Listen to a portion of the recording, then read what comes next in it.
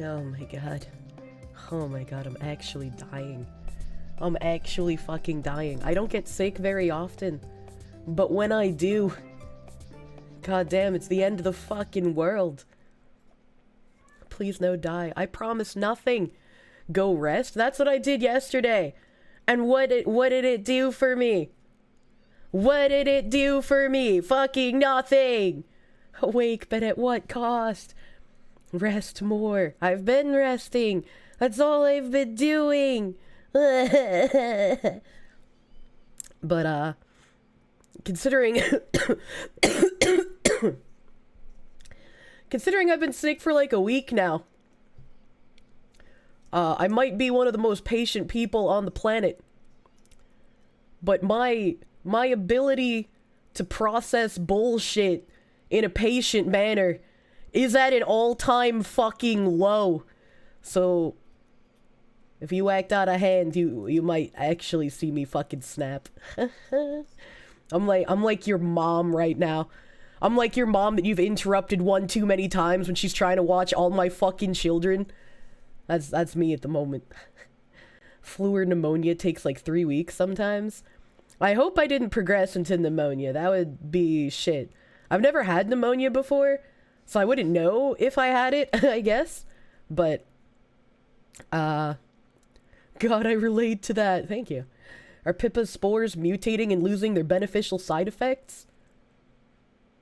No, it's okay. I can still be patient. Still be patient. It's alright. Just be patient. Your mom watched All My Children all the time and would get so pissed. My mom liked All My Children and General Hospital. She was a twofer. She was a twofer. Mom, please no snap. This is a Wendy's.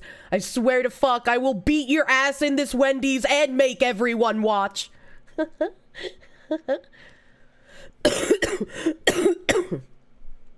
Your mom also liked All My Children. God damn. Go on a roid rage. No, thank you. No, thank you. But, like, do you guys remember when you were little? And you would, like, go and visit the, like, really, really old relatives of your family? Whether they were in, like, an old person home or, like, they still lived by themselves. When you were young and you would, like, walk into the place where the old people lived, it would smell like despair and death. Like, you know what I'm talking about? That patented old person smell that just, like, hits your nose and you're like, oh, even as a child, I know to keep my wits about me and not make a face, because it's like, they can't help it. They're dying. That's just the smell of death. That's what I smell like right now. I just smell like death. I am death incarnate, and I don't like it. I don't like it. Smells like a people. It's not like this, dude. Not like this. Chad spends 3 hours yelling at her to stop streaming and just rest. But she just tangents anyway. I can't help it. Go take a bath? No, showers are better. Showers are better, dude. Impressed I can smell it all. Whenever I blow my nose, I get like, you know, that the few moments of being able to smell stuff before my nose goes back to not working. Even know that well?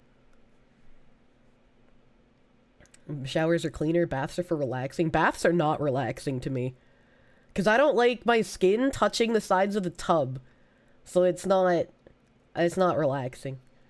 Bear in the woods, my guy. I hope I also get less sick. Thank you. Thank you for the 3 months of fucking Proom. Thank you, my guy. I can't, my my one superpower is my voice, and I can't use it right now. Have I tried peeling off my skin? No, and I don't think I want to do that. I don't think I want to do that. I have a story. I have a story. Do you guys know what ghost kitchens are? Do you guys know what a ghost kitchen is? And would any of you order willingly from a ghost kitchen? Yes. Oh, yeah. Oh, you disgust me. A sick fox stream. I am sick fox stream. No idea. A kitchen with lots of ghost peppers. It sounds spooky. What are we going to do on the bed? Whoa. Please don't get rid of us, Kirsche. We are very comfy in here. Kirsche comfy. Kirsche comfy. Hey, Pippa Spores, thanks for the $5. At least you're paying rent. At least you're paying rent to live inside of me. Thank you, Pippa Spores. Is that the places on food order apps that don't actually exist? Yes. So ghost kitchens are designed to look and sound like a brand new restaurant, but they are in fact just food from restaurants that already exist. So like a good example would be, I got scammed by one of these places a few years back before places like DoorDash started requiring all ghost kitchens to put on their storefront that it is indeed a ghost kitchen. There's a place called Hooties Burger Bar, and I was like, oh, that sounds like ridiculous enough for like a southern like new shop, right? Like I think a Hootie, and I think like Hootie and the Blowfish, right? So I ordered a burger from Hootie's Burger Bar, and when it showed up, it was in a Hooters bag, and I was like, what? Hooters has disgusting burgers. They're literally frozen. If I had known that this was Hooters, I wouldn't have fucking ordered from it. What the fuck? Like, I was upset. I was actually upset. So there's a whole bunch of places like that where they sound like they're a new restaurant, and instead they're like out of Hooters or out of Chili's or out of Apple Bapples. Exact same thing happened to you for wings? Yeah. And it's just like a really disgusting practice, and I don't like it. I'm glad that now on like DoorDash sites, they have to say that they're a ghost kitchen, so they can't trick people into thinking they're a new restaurant. How is that not false advertising? That's a good fucking question, angry pupil. It fucking should be. Who would order takeout from Hooters anyways? Isn't that against the entire point of that place? Yeah. Yeah, it is, in a way. Imagine trying to order actual Italian off DoorDash and just getting Olive Garden, right? Why even allow ghost kitchens? I have no idea. They started popping up during the pandemic, so I guess it was just another way that restaurants were like, hey, our bottom line is hurting. Maybe if we pretend to be a different restaurant, people will order from us. But I have another ghost kitchen story. This time recently. This time from Tim. I don't have pictures of what he received, which would have been nice, but I thought his story was funny nonetheless. He saw this picture of a sandwich at a ghost kitchen called Thrilled Cheese. And Thrilled Cheese is a ghost kitchen out of IHOP. And he was like, that looks good as fuck though, so I'm gonna order that. And he ordered it, and you see how it's on like a hoagie bun, yeah? When he gets it, it's on just like a regular hamburger bun. And he's like, okay, well, maybe... maybe they just ran out of hoagie buns, you know?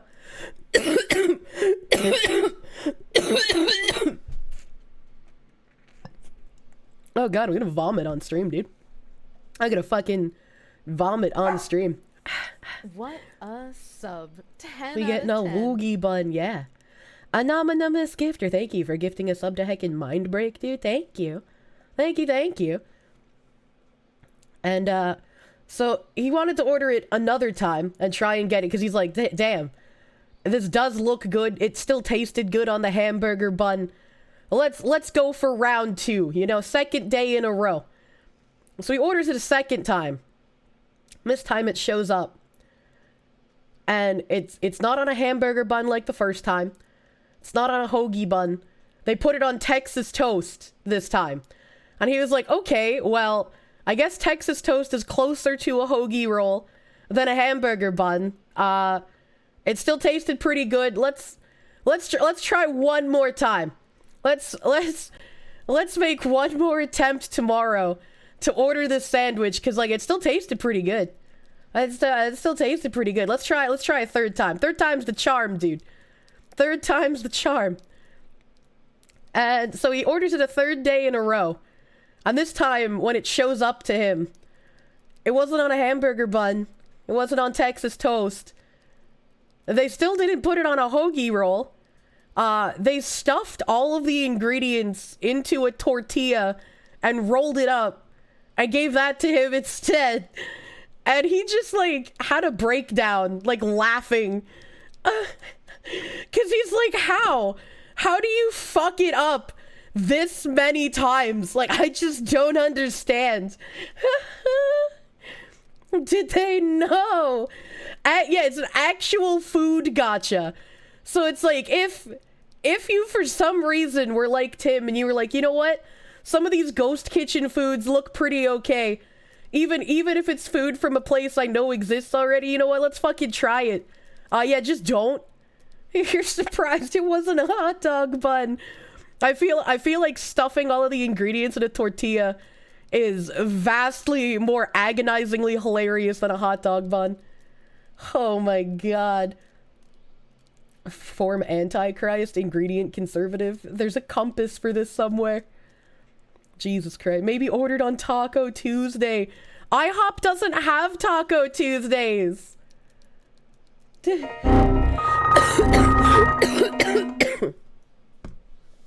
Oh my god. Does the description say it's a bun gamble? No, but it honestly should at this point. Do they even have tacos? They have quesadillas. They have no, actually no, they don't have quesadilla. They have burrito. I misspoke. I'm sorry. IHOP has burrito. How's my throat? It's pretty bad. It's pretty bad, actually. I would not want to play the bun gotcha. A bun gotcha is not my kind of thing, honestly. Wouldn't you just order from the original restaurant instead of the ghost kitchen? Well, the thing is that the ghost kitchens have a different menu than the actual places. So this sandwich isn't on IHOP's menu, only on the ghost kitchen run out of IHOP. Which in theory, you would think you'd be able to just order it from IHOP anyway, but like, I don't know. Why stream if your throat hurts? I'm gonna stream until the desire to vomit gets too high, and then I'm gonna leave. But yesterday I took the entire day off, and, you know, I didn't really feel any better. So... Don't cough so close to chat. It's okay. We have one of those COVID-19 barriers between us. Is it like one dude illegally using the kitchen for his side gig, or is it IHOP sanctioned? I imagine it would be IHOP sanctioned, because, like, he has to be in the kitchen to use it. Ghost kitchen has the ghost dick? Oh my god. You're vaxxed, don't worry. I'm still a pureblood. So, if I get the corona, please pray for me. He's warning you that we'll get aroused, not sick. What? Please do not use the nose cummies for any sort of weird deviant fetishes. Taking medicine. She really loves us. Oh my god. I can reduce. That's something I can still do. That's something I can still do, dude. Nose cummies. Yeah. I talked about this when I first got sick. The icky stuff that comes out of your nose when you're sick like this, it's really clear and sticky. So it's kind of like lady cummies, but from your nose and a little bit stickier. You know, it's supposed to be juicier if it's actual lady cummies, but, you know, it's from your nose, so. Is that a new kind of lube Zoomers use? I fucking hope not. I fucking hope not, dude. Just slurp it out, please. Oh my god. Like, I understand why parents do it, right? When you have, like, a baby, and, like, you put that, like, weird little baby straw thing in their nose, and you gotta suck up their boogies so they don't, like, choke, because they're fucking babies. But goddamn, I hope I never have to do that if I have a kid, because I'm gonna, like, suck up the boogie from the baby straw and then promptly vomit on my child. Yo, what? What? You guys haven't seen that? Hold on a second. Well, I gotta find it now. If I can... baby nose unclogging straw. Images. Yeah. Yeah, fucking baby nose unclogging straw. You put it in your baby's nose, and then you gotta suck. You don't have to. I mean, there's other ones you could get, I suppose, but this is the one that I've seen the most. This is what... baby nose sucker. I don't like that. I do not like the nose sucking. I don't want to do that. You have never seen such a thing. What are you smoking? Audio only mode. Oh my god. Your sister has one where the machine does the sucking for you so you don't throw up. Good. Silly woman. Good. I want the one your sister has then. Because, like, if I had to suck the boogie out of baby's nose, I think it would be worse if I vomited on the child, right? Like, I'm like 100% sure that baby would have been better off with those boogies inside of its nose as opposed to my vomit all over its face. You know what? My baby can just have a stuffy nose. Honestly. You've only used the squeeze and suck one? Oh, that makes it sound worse.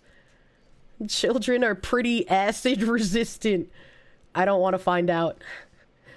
You're sucking them out like you're stealing gas from a car. That's true. That's true. On the metro, you saw a woman put her mouth over her. It looked like 1-year-old's nose and just sucked it right out of... Ah! That woman's fucking... Oh, God. Oh, God. We're gonna stop talking about this, because it is increasing the desire to vomit. I'm having an increase, dude. Holy shit. Holy fuck. Baby could just be a mouth breather for a while. I mean, they're just probably gonna grow up to be a mouth breather anyways. What's starting them a little early? Your friends call you Dyson because you can suck a golf ball through a water hose? God damn. The fact that people do that and then think sushi is gross baffles you. The only time I've ever had food poisoning was with sushi, so I'm very tentative when I eat sushi now. Very, very tentative, but I do like sushi. Hiya, am I doing any better? Absolutely not. I still feel like absolute shit. I feel terrible. I have been wanting to play fucking Tarkov, and I can't. I've been wanting to play Predecessor, and I can't. I feel so frail and weak. I'm struggling to open my own bottles of water. I have like 0 strength. I am now more of a woman than I have been my entire life. I just wish I had someone to take care of me. There's a ton of bad sushi places, no surprise, honestly. People want to play Tarkov? Yes, Tony. Yes, Tony. Oh my god. Every time Kirsche coughs, we can hear the sick. Exactly. The craziest thing you've ever seen in your life was a mom watch her kid lick the handhold pole on the DC Metro. You can't imagine the level of super mega AIDS the kid got that day. Oh my god. Homesick, all work and can't work, but no energy to take advantage of no work. I don't understand that sentence. That don't make no goddamn sense to me. I'm sorry. I'm sorry. God, me being sick made your nose sick and stuff? What the hell? That doesn't work that way. What do you fucking mean? Can you be an ass and say, now I know how it feels to be a male being sick with the flu? No, because I've never dated anyone that's ever given a shit about me. I've always been the male in my life. I'm sick of it. I'm sick of being a man. Play Phasmophobia, scare the sickness out of you? I don't want to play Phas by myself, though. Phas alone is boring. The flu is the man in this relationship. Flu dominating me better than any previous boyfriend has, honestly. Am I implying that only males give a shit about people? 'Cause you're right. No, I just don't date women. I don't date women, so, you know, I don't have any experience with that.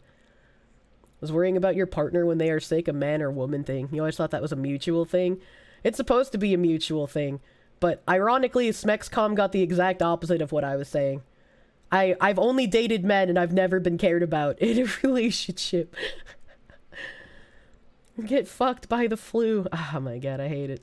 I hate it. Switch sides. There is a beautiful lesbian trucker in Norway waiting for me to switch sides. She is just waiting for the day that I'm like, alright, okay, I give up. Fuck dick. I'm fucking jumping on the crab boat. Let's go. She will be the first one to type in chat, I swear to God.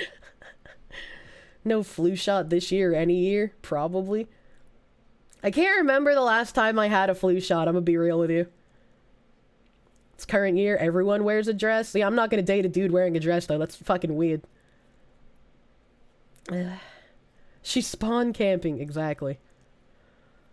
From your lady friend with lots of experience dating women. Women suck, and 100% of her 20-ish female exes have been hugely emotionally abusive or completely neglectful. Well, yeah, lesbian relationships typically have higher rates of domestic violence than even heterosexual relationships. It's just statistics, I don't make the rules. She has a bowling shirt and a mullet. She's ready for me to ride bitch on her bike tomorrow. Jesus Christ. The flu can rough up your throat harder. Oh my god. Oh my... Harold. Will kilts be acceptable? I mean, yeah, kilts are still, like, manly wear. That's different from just, like, ooh hee hee, I'm Dylan, I wear frou-frou dresses. Plenty of men who would. They're just broken, told to shut up. And watch weird fox lady streams. Wait, what? Wait, what? Kilts have pockets. I'm actually kind of sick of it, right? Like... I used to be on the side of, hey, more women's clothing should have more pockets. And it was helpful for a while, right? But now they want to make all women's clothing with pockets, and it's like, okay. All right, you need to fucking relax. Cuz not all women's clothing needs pockets. Stop it. Cuz a lot of dresses, when you add pockets to them, it makes the fabric flare out in a way that is very unflattering. And I'm tired of it, dude. I'm tired of it. You met a guy with a kilt at a concert. He wasn't wearing anything underneath and did high kicks in the mosh pit. That sounds safe. That sounds completely safe, dude. Kilts are either giga chad or super cringe. No in between. Pretty much. Pretty fucking much. There was a guy in my community for a while who went absolutely psychopathic. But he wore a lot of kilts. And he was very cringe. Like Stolen Valor kind of cringe. Pockets inside of the heel when... Oh my god. The bottoms that have fake pocket seams make you mad? Fake pocket seams add aesthetics, though. Aesthetics are nice. Why are men getting pockets and more men carrying pouches or day bags? Because men don't have girlfriends anymore. And you see, the girlfriend carried the purse, and she would carry around, like, band-aids, or tissues, or water, or snacks in the purse for the mans. But since the mans no longer has the girlfriends to carry around all that stuff in her purse, the mans now also needs to have a purse to carry it around himself. Why not make it a damn real pocket, if you're already making the fake one? Because the real pocket needs extra fabric. Honey, I have tape in a shirt. What the fuck? What the fuck? The purse be about as heavy as the average deployed soldier's kit. Just get a backpack. Just get a backpack. So many things in men's pockets look too obvious and ugly, ergo wear a bag and your shorts look nicer. If you're wearing cargo shorts, there's no way to make them look nicer. I hate to break it to you.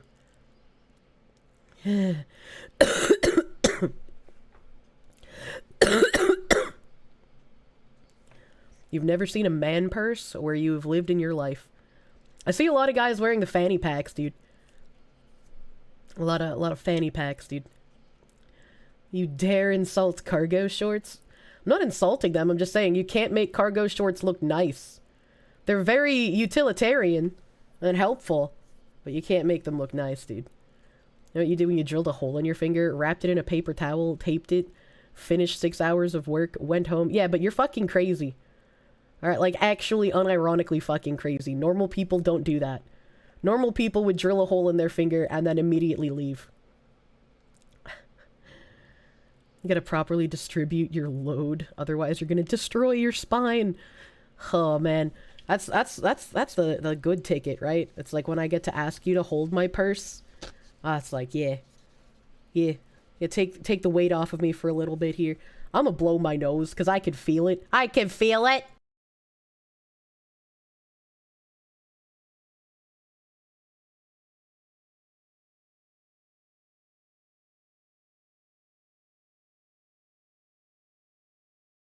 Alright, fresh batch of nose cummies for you guys. Only the freshest. Speaking of only the freshest. The man accused of killing a teen's family after catfishing her was hired by a Virginia sheriff's office earlier this month. Here's what we know. Robbed of the sound again. She really hates us. I feel like blowing my nose on open mic is just really bad looks, dude. Really, really fucking bad looks. Roughly 10 days after a former Virginia state trooper was hired by a sheriff's office in that state, he traveled to Southern California and allegedly killed the family of a teenager he had catfished online. Austin Lee Edwards, 28, died in a shootout with authorities on Friday, hours after he allegedly killed the teen's mother and grandparents at a home in Riverside, California. Edwards met the teenager online through a tactic known as catfishing, a form of online deception in which someone pretends to be a different person. The unidentified teenager was not harmed in the shootout and was placed into protective custody of the Riverside County Department of Public Social Services. The victims have been identified as Mark Winnick, 69, his wife Sherry Winnick, 65, and their daughter Brooke Winnick, 38. The exact cause and manner of their deaths are pending. In a statement, the family said that they are processing the situation and will hold a news conference later this week. The Winnick family would like to thank everyone for their love, support, prayers, and patience during this horrific time in our lives. Mark, Sherry, and Brooke were loving people who didn't deserve this tragedy. As family and loved ones mourn their loss, authorities are imploring parents and guardians to teach children how to be safe online. This is yet another horrific reminder of the predators existing online who prey on our children. If you've already had a conversation with your kids on how to be safe online and on social media, have it again. If not, start it now to better protect them. It's not even about protecting the kids anymore, dude. The parents got whole ass murder-rated, dude. Edwards was hired by the Washington County, Virginia Sheriff's Office on November 16th. The office said in a news release. He had recently begun orientation to be assigned to the patrol division. It is shocking and sad to the entire law enforcement community that such an evil and wicked person could infiltrate law enforcement while concealing his true identity as a computer predator and murderator. I was like, how does that happen? How does that fucking happen? Skew. Thank you for that heckin' gift sub, my guy. Thank you for the gift sub skew. Man, that was really hard to say. Gift sub skew. Thank you. That's what you're saying. The child pretty much unharmed, traumatized for life, but ultimately unharmed. I'm actually dying. Oh my god.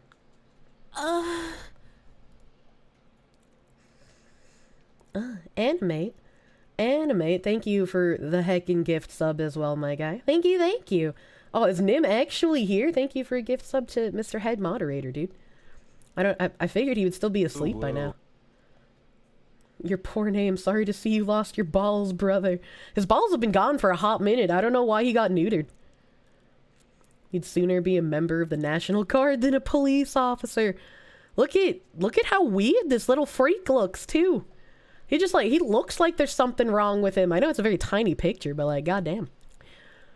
Our thoughts and prayers are with the Winnick family, their friends, officers, and all those affected by this heinous crime. Before being hired in Washington County, Edwards had resigned as a trooper with the Virginia State Police on October 28th. Edwards, of North Chesterfield, Virginia, entered the academy in July 2021 and graduated January 2022, after which he was assigned to Henrico County within Richmond's division. There were no signs of concern when Edwards was hired in Washington County. Past employers and the Virginia State Police were contacted during the hiring process. However, no employers disclosed any past troubles, reprimands, or internal investigations pertaining to Edwards. Riverside officials were dispatched Friday morning to check the welfare of a young female who appeared distressed while getting into a red car with a man. As the officers responded, 911 dispatchers were also getting calls about a fire in the same neighborhood, just a few houses away from where the welfare check originated. When firefighters arrived, they found 3 adults, later identified as the teen's mother and grandparents, lying in the front entryway of the burning home. Officials determined they were victims of an apparent homicide. Investigators learned the young woman mentioned in the initial call was a teenager who lived where the house fire and homicides occurred. The cause of the house fire is under investigation, although it appears to have been intentionally ignited. I see. I like how they have to say this because, like, the actual trial hasn't happened yet, but, like, goddamn. It appears to have been intentionally ignited. You don't say. You don't say, dude. What did that guy do, and why does he look like a Kroger Ben Shapiro? I feel like Ben Shapiro is significantly more attractive than this man. I'm not saying something. Fuck no, he looks like if Ben went on meth. Yeah, basically, dude. What trial? The guy is fucking dead. Oh yeah, that's true. The guy is dead. So why are they even choosing their words so carefully? Hold on, wait a minute. Hold on, wait a minute. My accent, where am I from? I'm from fucking Boston, dude. I guess maybe you've only been here since I've been sick, so it's like less noticeable. I'm sorry. Of course, police forces are full of shitheads. Oh my god. At least Ben Shapiro has a hairline. Don't you insult Asmongold like that? Get a commercial break in progress when you started the stream. That's because I don't play ads manually, so pre-roll ads always exist. They always exist. Please don't listen to Chad. I'm not from fucking Jersey. Like, give me a fucking break while I'm sick, alright? Don't tell the new people the wrong news. You're from Maine, let's go. Oh, I love Maine Coon cats. I love camping in Maine. Alright, okay, fucking Kittery Trading Post, it's amazing. Boston Fox love, thank you. Thank you. Fucking break from the shit posting. Kirsche is from the place that makes the blue hats. The UN? What? This might be a hot take, but you're starting to think a person's physical appearance might, keyword might, be a good reflection of how they are as people. Not really. Not like there's a ton of like really superficially attractive people who are just assholes. Plot twist, the family tried to kill him because they were sent to the past to kill him. Salt shaker. You're drinking a little too much. Alright, okay? We're here for you, my guy. Please be patient, hats. Oh! Are those made in Boston? My brain is on like 10% processing power. Alright, okay? I'm struggling here. If you go easy on me now, I'll get used to it. If you start acting normal in chat, Tony, I'll actually cry. I'll actually fucking cry tears of happiness that I'll actually be able to read more of your messages again. There are superficial details that potentially reveal personality traits. Like being morbidly obese tends to mean you're either real sick or real lazy. Oh my god. How do you get... Oh, I guess, okay. I was gonna say, how do you get morbidly obese when you're sick? I can't eat anything when I'm sick, dude. To be fair, there's a correlation between how one looks and their political leanings, as right-wing people are more likely to care of themselves and thus look better than leftists. I would disagree. Because, like, as much as there are the right-wing people who go to the gym and shit, you gotta remember rednecks exist. You gotta remember the, like, meth head fucking chewing dip, sitting on the porch drinking Bud Light rednecks exist, dude. Can't just come out and say our shit don't stink. Chewing dip. Yeah. The correlation is the styles they look like. Maybe. You've seen old heavyset people on both sides, to be honest, right? Like me and VTubers. That is all. What? What? I don't get it. There are differences between rednecks and meth heads. Not all rednecks are meth heads, but all meth heads are rednecks. Fatness is an American trait, not a partisan trait. Have you seen the obesity rate in, like, Spain and the UK? Oh, people like to make fun of Burgerland, but oh damn, dude. Eating artery clogging tasty brisket. I love brisket, dude. I fucking love brisket. It's not that beautiful people are more likely to be right-wing, it's that ugly ones are more likely to become left-wing. Maybe? I don't know, dude. I don't fucking know. The obesity rate in the UK is so high. can't. Obesity rate is getting pretty out of control everywhere, if I'm gonna be real with you. It's so easy to eat like shit nowadays. They make it so easy to eat like shit. I love the people. I love the hoity-toity people who are just like, well, instead of buying the bad food, how about you spend the same amount of money and get fresh vegetables and fresh fruits? Because it doesn't cost the same amount of money. You fucking weird-ass freak. I don't know where you're buying your fucking foods. But I could literally get a meal at, like, Burger King. And that one meal would cost so much less than, like, buying just one carton of strawberries. Like, it's so fucking expensive just for no reason. Spend the same amount of money and a quarter of the food. Yeah, right? Spend the same amount of money and get half the amount. They're just like, no, it's the same amount. Trust me, bro. Trust me. It's like, no, dude. I fucking love broccoli. Alright, okay? I love asparagus. I love fresh green bean. I know how much this shit costs. How much does a banana cost? $10! Bananas are actually pretty cheap, but they're also not that great for you either. Like, if you're going to be eating bananas because of how high they are in, like, carbs and sugar, you should only be eating half of the banana at a time. Like, a normal, average adult human should not eat an entire banana in one sitting. And I was like, God damn. I don't like saving the banana because then it gets all fucking wonky. Bananas are great for you. What do you mean? Bananas are good, but you should not eat an entire banana in one sitting. That is not good for you. Just eat one every other day. Bananas are not to be saved. I save all of my bananas so I can make banana bread. I like banana bread. If it's good enough for the monkey, it's good enough for me. We're growing boys. We need the whole banana, he says as a 36-year-old man. An entire banana. Bananas are tiny. The bunch of bananas I got recently are actually really tiny, but usually bananas are fucking huge. Like, usually bananas are, like, at least 3 times the average dick length size. Bananas are huge. I don't know why my recent bundle is, like, so small. There's something about genetically engineered wheat that has a volume but no nutritional value. Thus, people end up eating a lot of nutritionally empty stuff that's mostly carbs, thus obesity. Doesn't help that carbs taste delicious even if they're fucking terrible for you.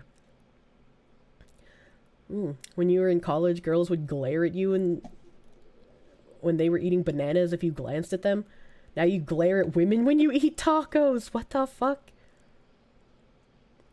Apes eat a lot of banana. Oh my god. You can eat an entire banana in one sitting. It's actually good for you, plus the amount of potassium and iron. Source, your dad is a nurse. Source, everyone I've ever known into bodybuilding, even as bodybuilders, would not eat an entire banana in one sitting. They would eat half of the banana, and then they would eat the other half, like, the next day. Usually putting it in the freezer. Where are you getting 15-inch bananas? The grocery store? Chiquita banana? Can't eat bananas by itself. You have to eat it with something because of the texture. I like the banana texture. I put like a piece of banana in my mouth and then I just smush it against the roof of my mouth. I really like smooshy foods. So the more that I don't have to chew something, the more that I can just like smush it against the top of my mouth, the more likely I am to want to eat it. Where am I getting the giga bananas? The grocery store! What do you mean? One banana is clearly not enough. 2 or 3 bananas just right. What the fuck? My Italian pasta-ridden stomach. Peanut butter or chocolate on banana? I like both on banana, but I mean, sometimes, like right now, I can't eat peanut butter. The peanut butter gums up my mouth too much since I'm sick. Do I measure all food in dicks or just the phallic-shaped ones? Just the phallic-shaped ones. It makes sense to measure them in dick size if they're phallic-shaped, you know? Pudding? Oh, dude. Oh, dude. Oh, God, pudding. Pudding is so good. Pudding is so good. You don't even need to chew pudding. You just kind of like, oh, man. So, like, if I'm imagining eating pudding, right? And I put, like, my spoon in the pudding and I get, like, a perfect spoonful of pudding in the spoon. I would want to turn the spoon upside down and put it in my mouth. And then I would, like, use my tongue to take the pudding off the spoon. And like, it would go through my closed lips, so, like, all of the pudding would be off in my mouth. And then I would just kind of, like, smush the pudding against the roof of my mouth and then swallow it. Oh, God, it's so satisfying. It's so fucking satisfying, dude. Euros probably got tiny bananas because the taxes take half. Oh, my God. You know bodybuilders who also drink a lot of breast milk? I don't know any bodybuilders that drink human breast milk, but, you know, if they did, I wouldn't... like, that's their prerogative, I guess. Banana pudding top tier. I'm not a fan of banana pudding. Blood pudding's fucking disgusting. When I eat pudding, it's mostly like chocolate or butterscotch. Alright, okay? Have I had the ladyfinger bananas? They're good. Satisfies your craving for both bananas and women appendages. I thought ladyfingers were a type of cookie. Freeze the pudding for pudding ice cream? No. Do I need a minute? What do you mean? Pudding mushing is so much better? Yes. Pudding mushing is the, like, superior way to eat it, dude. Why is this strangely erotic? It's not erotic. It's just autistic. Oh my God. Stop filleting pudding spoons. It's not filleting the pudding spoon. It's how I get the delicious pudding into my mouth receptacle. There are a lot of things called ladyfinger, and cookies are one of them. I have ladyfingers. You closed your closed lips? Is that unhealthy? You were told putting any food near a woman's lips can cause irritation. Am I gonna have to put you on suspicious user now too? You love strawberry vanilla pudding cups? Ew. That sounds disgusting. Banana pudding with the vanilla wafers sounds... Oh God. I can't stand when pudding has shit in it that you need to chew. Get that fucking crap out of here.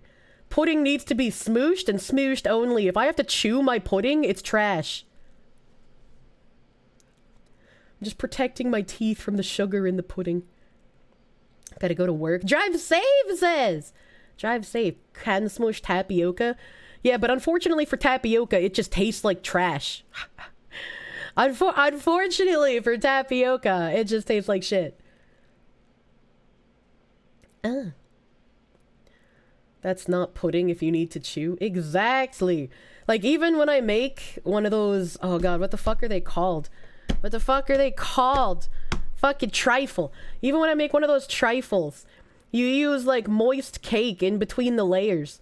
And because the cake is already moist, once it gets covered in pudding on both sides, it's, like, extra moist. So you don't even need to chew the cake. You just smush it. You put the cake in your mouth and you smush... No chewing required. Chew-free cake. Oh, God, it's so good. I was like, why chew anything anymore when you can just smush it? Just smush everything. If you don't, your trifle cake and brandy, you ain't shit. I mean, sometimes, but not all the time. Tapioca's okay. Boba tea is an exception you drink the fuck out of. I've never had boba, and I have zero interest in boba. It does not look appetizing to me in any way, shape, or form. Kirsche just an old lady. I just like smushing things in my mouth, okay? Fucking sue me. Grandma Fox. I won't like boba. I believe you. Genuinely, I believe you when you say I wouldn't like boba. You like milk tea with no boba?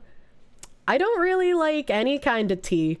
I guess like rooibos tea is pretty okay. When I mix it with warm apple cider. But by itself, I don't think I would drink it. I'm just not a very big fan of tea. If you have a drinking problem and choke on drinks, you'll inhale the tapioca pearls and choke. This most definitely does not happen to you.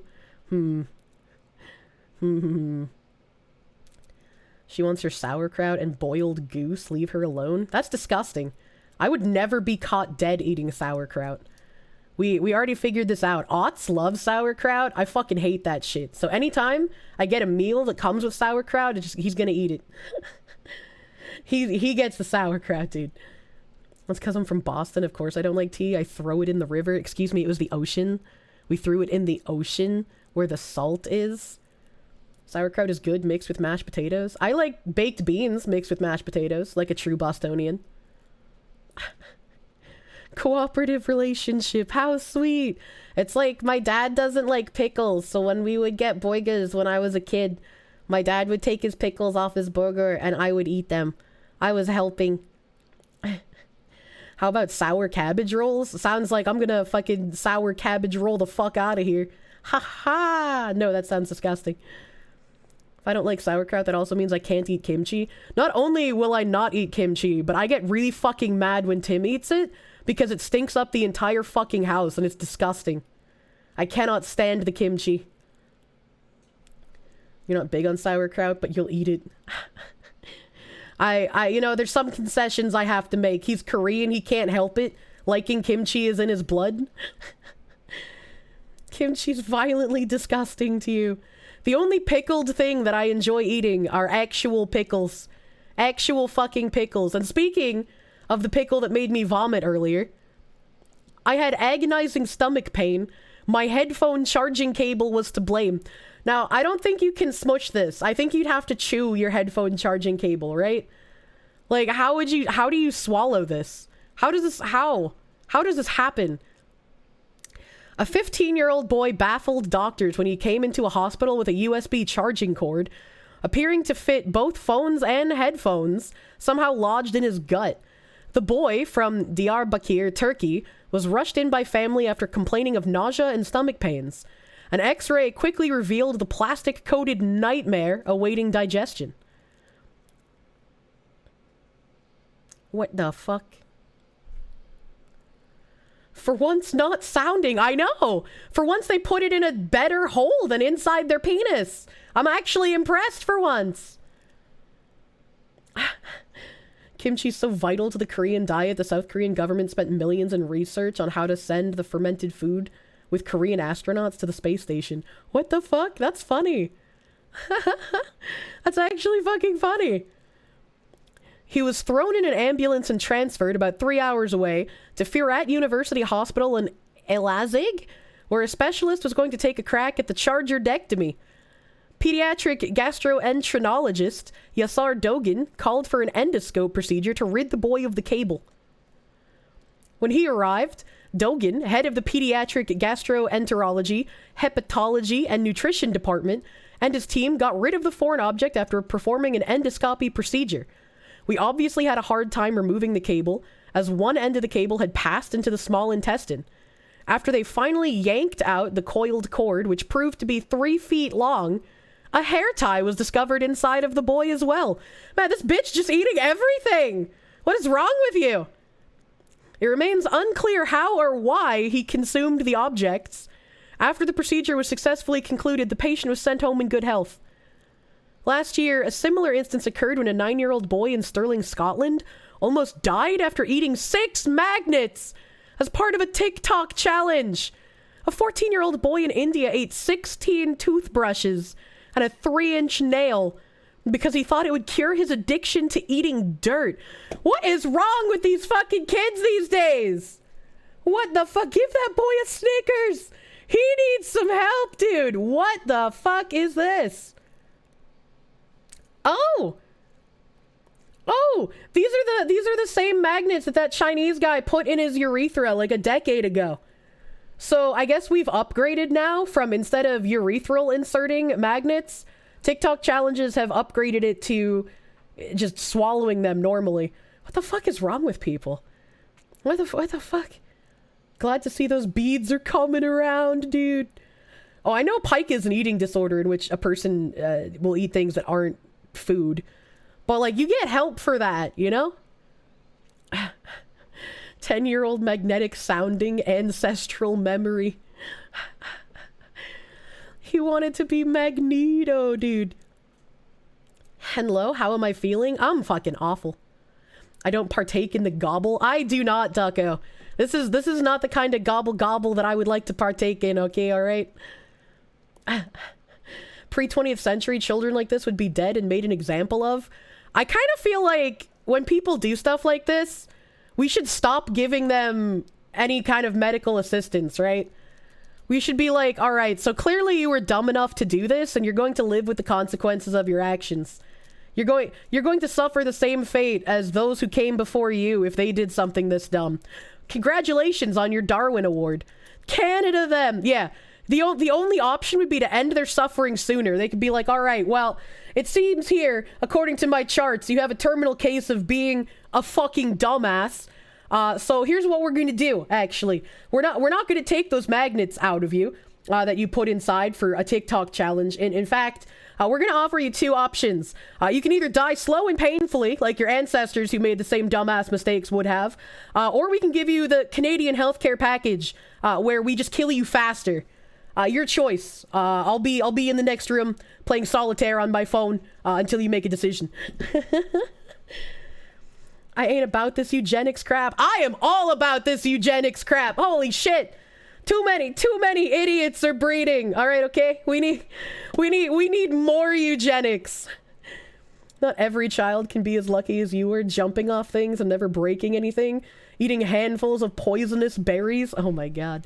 My grandma, I remember when my dad and his siblings were young, we have like a huge part of a forest out back of our house, and they all like ate some wild berries, and they couldn't describe the berries to my grandma, so she was like, all right, well, you're gonna live with the consequences of your fucking actions, eh?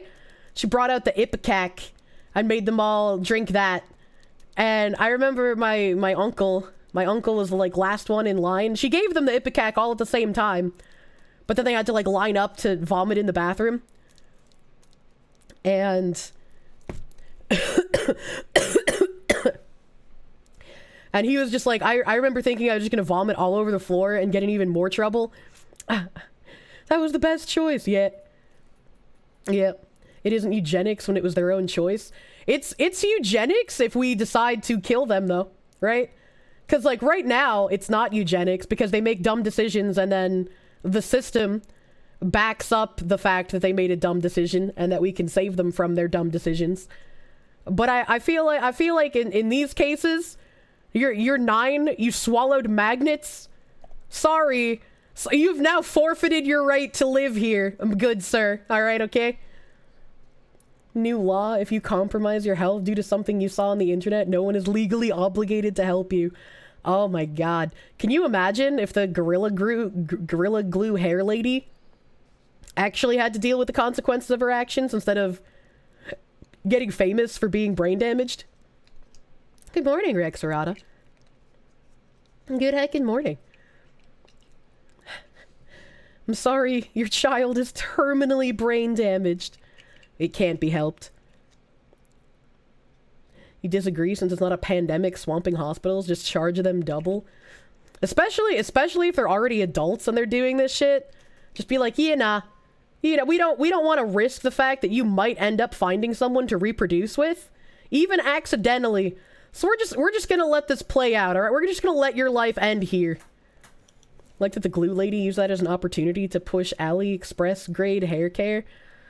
Anyone listening to that woman for some sort of hair care, just fucking, they are beyond help, dude. Actually beyond fucking help. Your dad once fell into an unmarked cave and couldn't get out for like 7 hours. He thought it was cool.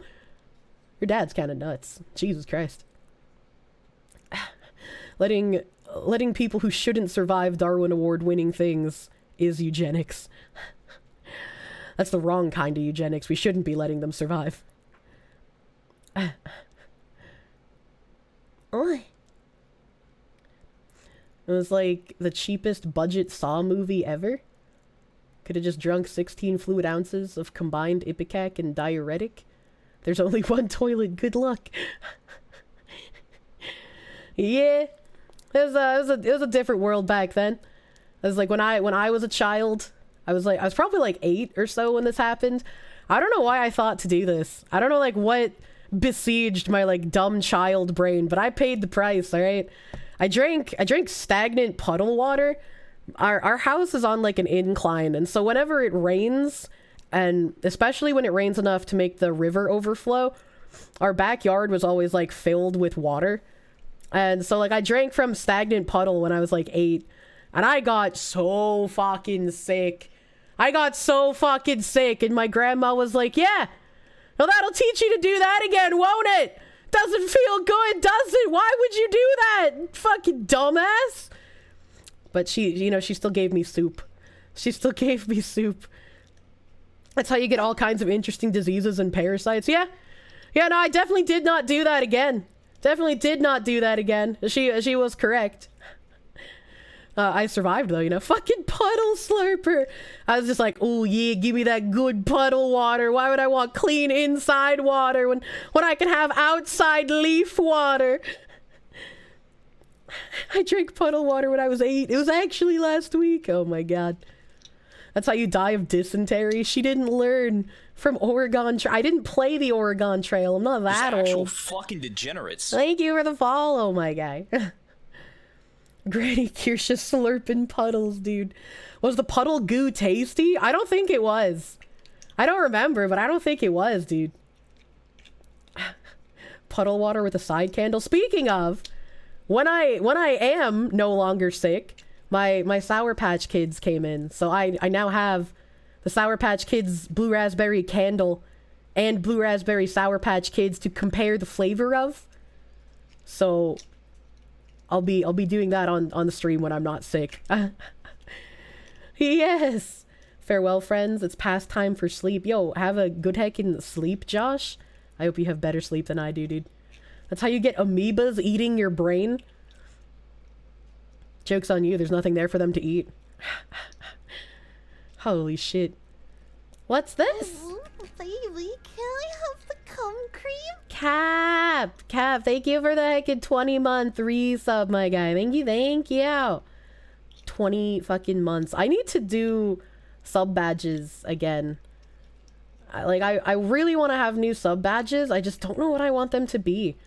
Because, like, I need like 2-year badges and 3-year badges and, like, the half years in between all of that shit. I need them. I just don't know what I want my badges to be. You know, I like how I have progressional badges right now. Where, like, instead of just being a recolor of the previous badge, like, it progressively changes in shape. So I kind of wanted to do something like that again, but I don't know what. I don't know what. It's like the only thing keeping me, dude. Next week will be 4 years since you've been trapped here. You like it. You like being trapped here, dude. Cherries growing, then 1 year is when it starts getting eaten. You're an idiot. You just realized you're still subscribed to Roll20 for $6 a month. You haven't used that site for half a year. Holy shit. Holy shit. Do you? I'm pretty sure you enjoy being here. That's why you've been here for so goddamn long. There is no escape, and that's okay. Fake piercing, real consequences.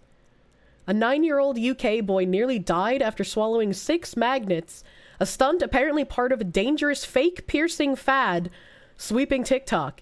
A harrowing ordeal was chronicled in a Facebook group called Borestone Parents. It was explained to me that the damage these magnets can cause can be so extreme he might not pull through. She realized something was awry after Jack started vomiting and experiencing extreme abdominal pain at their home in Stirling, Scotland. I'm sorry if your name is Jack. I also like Jack Nicholson, but I've never met a man named Jack that had 2 brain cells to rub together. Alright, okay? I'm sorry if that's your name. It's unfortunate that your parents just knew the level of brain activity you would have when you would be born. You think Congress passed the proposed ban on TikTok? I don't remember what was happening with that. How do you fake a piercing by eating a magnet? That's a good fucking question. That's a good fucking question. He was subsequently taken to the Royal Hospital for Children in Glasgow, where x-rays revealed that something was blocking his bowel. It was then discovered that the obstructions were magnets, and after a bit of probing, Jack finally admitted to swallowing them. His distraught mother claimed that her boy had inadvertently ingested them while attempting a TikTok challenge. Videos have swirled on the app in which kids feign having a pierced tongue by placing round magneto balls on the tops and bottoms of their liquors. Why would a child want to fake having a tongue piercing? Why would you do that? Why? That would only be 2 to 4 magnets, not a whole bunch. Well, they're kids. They're fucking idiots. Carol Ann said that she was informed her son, who would ultimately undergo a 4-hour operation, might not pull through due to the damage caused by the magnet sticking together through the intestine wall. Through floods of tears, I then had to sign my permission to the operation and to acknowledging that anything could happen. During the ensuing procedure, Jack's appendix, small intestine, and 12 inches of his large intestine were removed, all for the sake of some silly magnets. Should have just let him die. Honestly, should have just let him die. Like, appendix, I don't know, dude.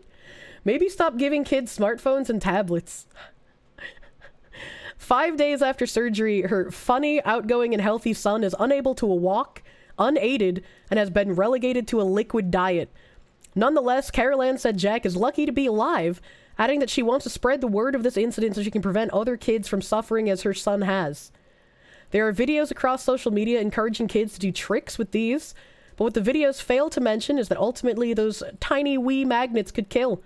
Jack's life has changed forever. Let's stop others from having to go through the same. This wasn't the first time the magnet challenge has landed someone in the hospital. In May, an 11-year-old Birmingham, England boy named Ellis Tripp had to undergo 2 separate emergency surgeries after swallowing 5 magnet balls while attempting the foolhardy feat. Like, good, let him die too. Like, oh, fuck, I prescribed Canadian healthcare for this terminal brain damage. Video probably didn't say that you should eat them. That's not a disclaimer that they'd need. Plus the warning is on the magnets already. This is why you're pissed Trump chickened out of a flat-out banning of TikTok. I mean, he couldn't even shut down the border early because everyone was like, oh my god, you want to shut down the border with China just because they have an outbreak of a disease? That's racist. And Trump was like, but that's the smart thing to do. And everyone's like, no, you just want to do it because you're racist. And so he didn't shut it down when he should have. And, you know, we're suffering for that. He wanted a tongue piercing because he heard they felt good while kissing, obviously. He's Scottish. Oh my god. TikTok kind of based, not gonna lie. China trying to get rid of our youngest generation, one video challenge at a time. China knows what they're doing. They're like, we've spent decades honing our children to understand that everything is dangerous. Everything will kill them and nobody will help them if they get hurt.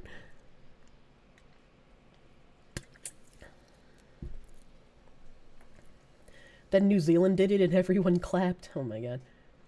Maybe the kid is a different timelines Count Dankula. I severely doubt that.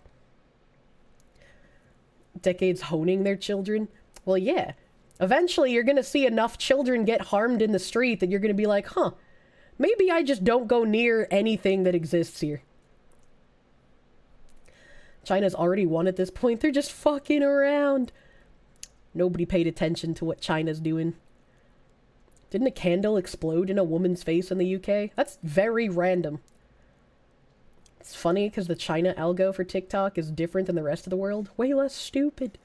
Hello, Oto. How's it heckin' going? Chinese TikTok doesn't have any of the stupid challenges, only educational stuff. Well, yeah. It's like subversive technology for their enemies' generations, dude. I fucking hate TikTok. I tried using it for a while because it's like a good promotional tool if you are a content creator, but god, fuck, I don't know, it's weird to me. I'm not very good at short form content, I guess. I like just fucking long form hanging out kind of whatnot. I don't know, doing like 30-second videos just doesn't really seem like my forte kind of thing. And in addition to that, almost everything on TikTok seems very recycled. So it's like I'm just doing something that like hundreds of thousands of other people also did. So why would anybody watch my rendition of it, right? I don't know. Maybe I'm too boomer for it. People don't realize that while they're the smartest ever, they've ground their own people and culture into dust and have an entire generation ready to burn it all down. I saw a vid of some kids that took on their phone of a Karen haranguing them for playing outside. What the fuck? What the heck? Also, Arnie, I completely forgot to @ everyone in the Discord when I went live. Hey, thanks for that. Thanks for that. I fucking remembering remembering everything I gotta do to like set up for stream is just, that's too much for my brain right now, right? I'm fucking stewing. I'm stewing in it. I'm not good at short form content since most clippable fox waifu. Well, having clips of me when I'm just rambling for hours is different than me turning on my camera to get like a literal 30-second take perfect, you know? Need a cut soundbite or meme every 4 to 7 seconds, it seems like, with shorts. Oh my god. Gotta go. Have a good rest of your day, Phosphorus, my dude. Thanks, German. Some of you are alright. TikTok is just monkey see, monkey do content. It's like the MK Ultra for Zoomers. Maybe I just don't understand it, you know? Maybe it's just not my kind of content. She hates everyone in Discord. I don't hate anyone. I don't hate them. Oh yeah, this was also a funny thing that I saw. Bar puts sign up saying victims of domestic abuse aren't welcome. Illinois' photo shows. And I remember the amount of like investigation that I did on this was so fucking minimal. But the amount of investigation that I did proved this title wrong. A bar in Illinois has apologized after a photo of its bar sign welcoming domestic abusers drew criticism on social media. Mulligan's Pub and Grill in Rockford put up a chalkboard sign that read, "If you have an OP, which is an order of protection against your ex, he's welcome, you're not," and was signed HH, according to a Facebook photo shared on Tuesday, December 13th by Women's March Rockford. Mulligan's Pub and Grill did not immediately respond to McClatchy News' December 14th request for comment. An order of protection is a court order which restricts an abuser and only is available to family or household members, according to the Illinois Domestic Violence Act per the State Attorney General. It is unclear who originally shared the photo. Facebook commenters said the bar originally posted the photo and later took it down. An unnamed bar employee told WTVO the photo was originally posted by somebody else who tagged the bar. WTVO and Women's March Rockford group on Facebook reported the man in the photo is the bar's owner. The photo drew backlash on Facebook, and Women's March Rockford said the sign condones domestic violence. This is a local business that thinks it's funny to harbor and host men who abuse women. The bar responded to the photo in a December 13th statement. "First of all, we are sorry for anyone that is offended. In no way do we advocate domestic violence or minimize order of protection significance. We apologize for the choice of words and absolutely do not support the statement in any way." The bar said that the sign was intended for one specific person who would visit the bar and had an order of protection against a regular at our establishment. The bar claimed the person did not actually have an order of protection, but rather used a voluntarily dismissed order of protection to antagonize someone. This photo was only intended to sarcastically address her non-existent order of protection, the bar's statement said, adding that a rival bar's staff drove circulation of the photo. It's unclear when the photo was taken and how long the sign remained up at the bar. Rockford is about 90 miles northwest of Chicago. And you actually can see here on Facebook, the Women's March people. Warning, this image condones domestic violence. The owner of Mulligan's in Rockford made the decision to pose with this sign, which condones domestic violence, and then allegedly post it to the business page. We have no tolerance for anyone or any business that promotes, condones, or makes light of domestic violence. There's no valid argument as to why this is acceptable in any kind of way. We hope that the owner contacts the Family Peace Center and allows them to educate him on the statistics of domestic violence and how it not only impacts individuals but also entire communities. If you come into this comment section and minimize or defend the actions and implications of this, the comment will be deleted and you will be blocked. He literally put it up because there was a woman pretending she had an order of protection in order to harass a regular at his bar. Like, what? Like, under that context, that's actually pretty fucking funny. We do not support bars keeping abusive partners at their establishment. They should be at home with their family, beating them. This is the statement they issued in response to the backlash. This statement is equally as disappointing and horrifying as the original picture. We would like to respond to the lambasting we are receiving regarding the order of protection picture. First of all, we are sorry for anyone that is offended. This without any context is exactly what many of the comments should say. In no way do we advocate domestic violence or minimize order of protection significance. This was only intended for one specific person. This person works at a rival bar and did have an order of protection against a regular at our establishment.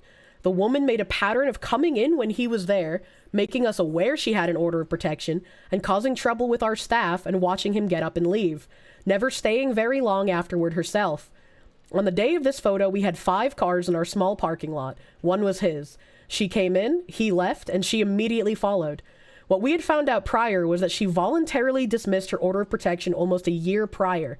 She did not actually have an order of protection despite what she implied.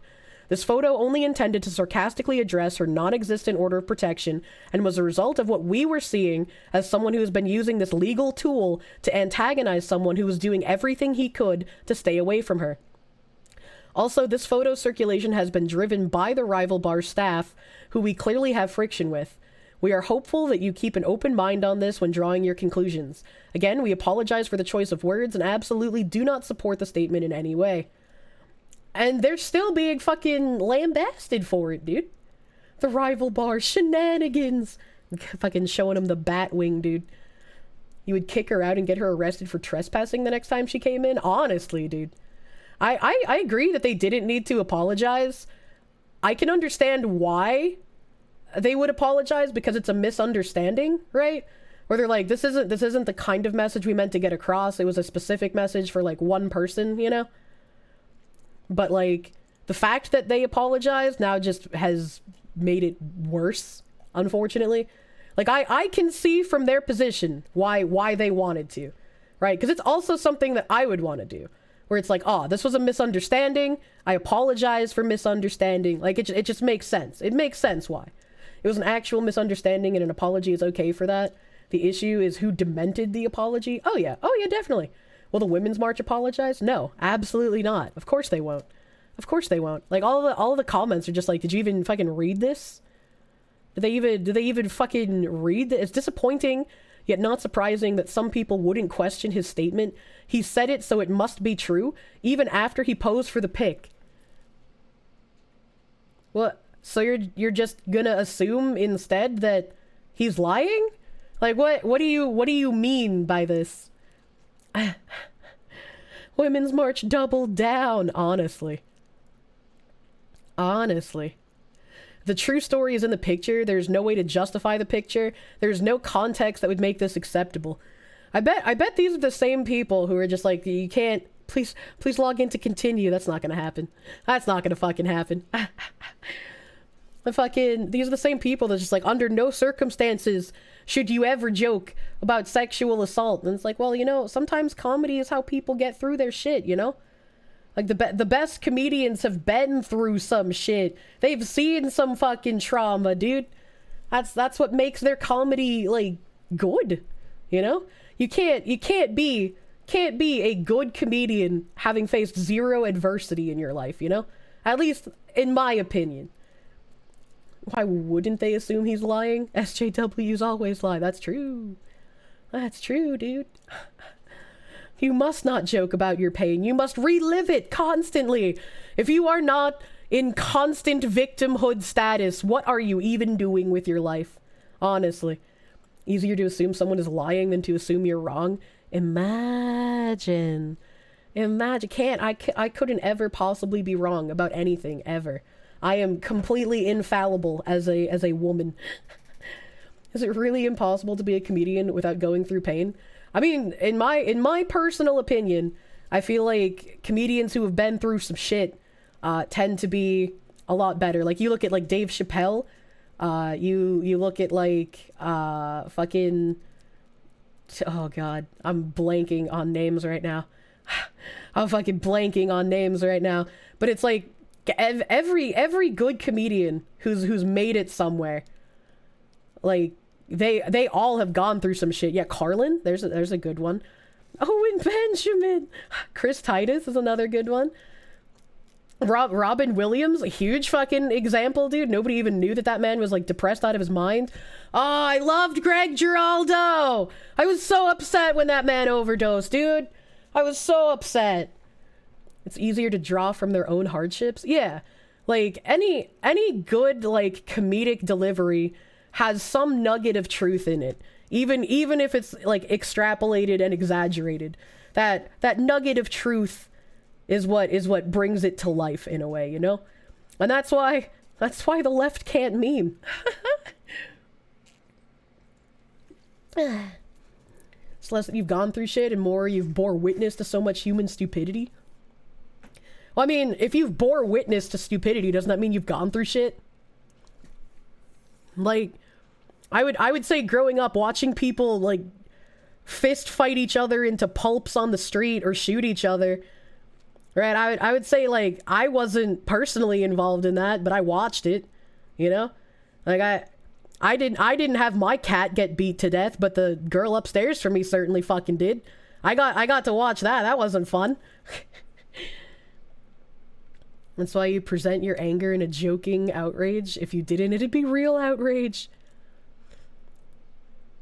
Moore's a bystander and you're just like, why? Well, do you consider yourself a comedian, my friend? You've seen things you people wouldn't believe. Bill Burr was funny before you started cucking. Yeah, so was iDubbbz. Oh my god. You do have a lot of sarcasm and sass. There's a difference between having sarcasm and sass and then being like an actual comedian, right? You could be a bit of a funny guy, but could you survive on like a stage where comedy is your living, right? Like there's a fucking difference between that. There's a difference. That scared me. Everything's fine. What happened to iDubbbz after he became a cuck? He's completely disappeared. He does some stuff with Pay Money Wubby on occasion still. He was in the pancake batter stream with Wubby.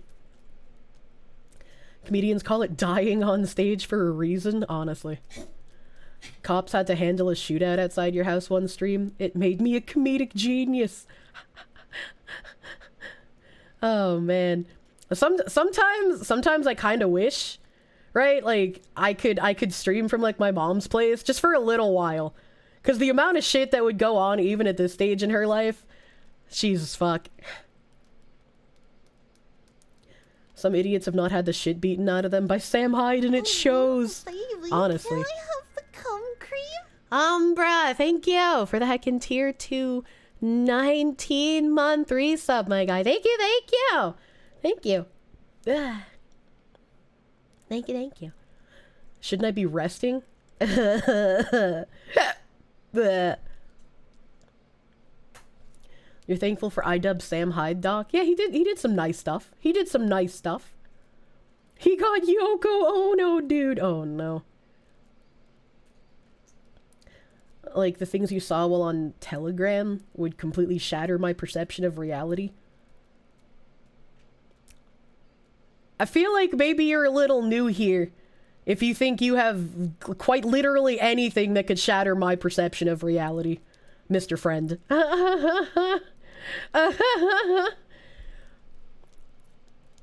Cute, airy struggle laughs. I'm trying. 1 month sub. He's new. Get him. Get this man. Pretty new, yeah. Nah. My childhood stories are kind of fucking wild. What did I do? He said. The Telegram is a healthy, supportive family. I don't even know what the Telegram is. It sounds like a chatting app. My sweet summer child. I'm not gonna link him the anal hot dog. That has nothing to do with my childhood. But like as a TLDR, you know, my mom had a lot of biker friends. Yeah, my mom's uncle was like the head of a Hell's Angels chapter. We dealt with a lot of biker people. They take care of their own, you know. But I learned how to clean blood out of quite a lot of things when I was little. I also had a racist phase where when I was a kid, my mom lived in like really poor, destitute neighborhoods, which in Massachusetts usually meant a lot of Puerto Ricans. And so growing up in my mom's areas and seeing Puerto Rican people like rob each other constantly, stab each other, fucking... walking home from my blading rink, I saw multiple people just get shot in the street. I'm kind of like left there, and it's like, oh, well, you know, I'm gonna walk on this side of the road now, honestly. And, what do you mean phase? What do you mean? What do you mean? When you're a child and you see a certain group of people acting a certain way all the time, you kind of grow to hate that group of people because you think that they all act the same way, but then you grow up and you realize, oh, just kidding, that's wrong. You still have that racist phase and you're Puerto Rican. Oh my god. I think like what solidified it for me as a child was again with the cat story. The girl whose family lived above me when my mom lived in this one particular place. She was a few years older than I was, so she was like 16, 17, and her dad caught her like prostituting herself basically, and as punishment he dragged her outside and beat her cat to death with a baseball bat. I had a front row seat to this because we had one of those giant picture windows in the living room. It was you know, it was a fun time. I've been woken up by the police officers more times than I can count on my hands. Like, my mom will just get herself arrested, and so like the cops would like wake me up and be like, hey, we gotta take you and your brother to your grandparents' house. Your mom's not coming home tonight, so we gotta get you guys awake and out of here, okay? So we were just doing that. Guy really didn't like pussy. Oh my god. He destroyed her thingy? No, not her thingy, like an actual cat, like the animal. Hold on, time out. Your daughter's whoring herself out while still in high school and you decide to beat the cat to death? How does that make sense? I don't know, Puerto Ricans. I couldn't tell you. I'm not part of their family. Am I sure I'm not urban? Definitely not. My mom started me drinking alcohol when I was like fucking 7. All right, I could probably drink most grown Irishmen under the table at this point. You know what I meant? You're just trying to be a good boy and not say pussy in Twitch chat. Reminds you of your second uncle. He cooked a cat. Don't ask me why. It made sense either. I don't know. Might work by mentally scarring her, but it'll probably just chase her out of the drugs and into being a crack house sex renter. Yeah, it's when thought patrolling goes too far. It's I've seen some shit, all right? And I remember... Is it bad to be attracted to a cartoon fox that you don't even know that well? And my mom was back in New Hampshire after her little stint out in St. Croix and then North Carolina. And my friends in high school, I had told them a bunch of stories about my mom, and I was like, hey, yo, she's back. She's back in the area. If you wanted to see some shit go down, now is the fucking time. I had a friend named Junior. Junior went fucking crazy. He's like some weird anarcho fucking guy now. But back in the day, he was pretty cool. And he was one of the first ones to take me up on the offer. I was like, all right, well, my mom's living in a motel right now, so we're not going to have any place to sleep. I'm going to be curled up on a chair, and you're probably also going to be curled up on a chair. So just letting you know now, if you come, it's not going to be comfortable, but it's going to be a fun fucking time. That's the price you pay for the front seat show, okay? And I never know what's going to happen, so it's just perfect when, you know, life finds a way. He was there, second day. I don't remember why. Some bitch was angry with my mom for some reason. I don't remember why. So, like, she comes down from, like, the upstairs part of the motel, because it was a 2-story motel. Sounds like it was a 2-story motel. And this lady comes down from the second floor. My mom's outside with her Nazi boyfriend, grilling. She dated a guy who was in the Aryan Brotherhood for about 10 years. Yeah, that was a thing as well. I guess I could always renege and go back and tell that story too. But he was, you know, he was outside and he was grilling. This bitch comes downstairs. She's like fucking screaming her head off. My mom just didn't want to deal with it that day. So she grabbed the skinny bitch by the back of her head and just started driving her face into the side of a Jeep over and over again until like multiple of this woman's teeth had popped out of her face. Now, because my mom beat the fuck out of this woman, her man comes downstairs and her man is all upset that this woman got the shit beat out of her. And so he starts going after my mom's, you know, fucking Nazi boyfriend. They fucking duke it out. Other guy gets a shit beat out of him as well. My mom comes in. Junior is just like fucking shaking in excitement watching this go down. And my mom comes in and she's like, kids, I'm gonna need you to get some water. You guys gotta clean the blood and stuff off the pavement. We're gonna start eating. You guys can eat after you clean up. And he's just like, holy fuck, you weren't what the fuck? He was just pumped out of his goddamn mind. You know, you're invited to the crazy shit show that is life with my mom. What do you say? You want to come? It'll be an experience. It's literally an experience. I could no longer invite my like bisexual friends over. I basically, living in Massachusetts. Did they have a daughter for you to fight? No, dude. No, dude. I couldn't. I lived in a very liberal area. So it was basically like, if you identified as straight, you were kind of like the fucking devil. So everybody just identified as bisexual in order to be a cool kid. And I couldn't bring over any of my friends, regardless of whether they were actually bisexual or only identified that way for cool kid points. Because my mom's Nazi fucking hated the gays. And I was like, Mom, you actually like some of my friends who identify this way, though. And she's like, yeah, I know, it sucks. I like having them over, but like I can't anymore. And it's like, what the fuck? It's like when she got tattoos of swastikas on her. It's like, Mom, you literally rented out my bedroom to your best friend who is a giant obese black man. You've literally never said a bad word about the Jews in your life. What are you doing? Mom, you always do this. Did she get the swastikas turned into regular windows since then?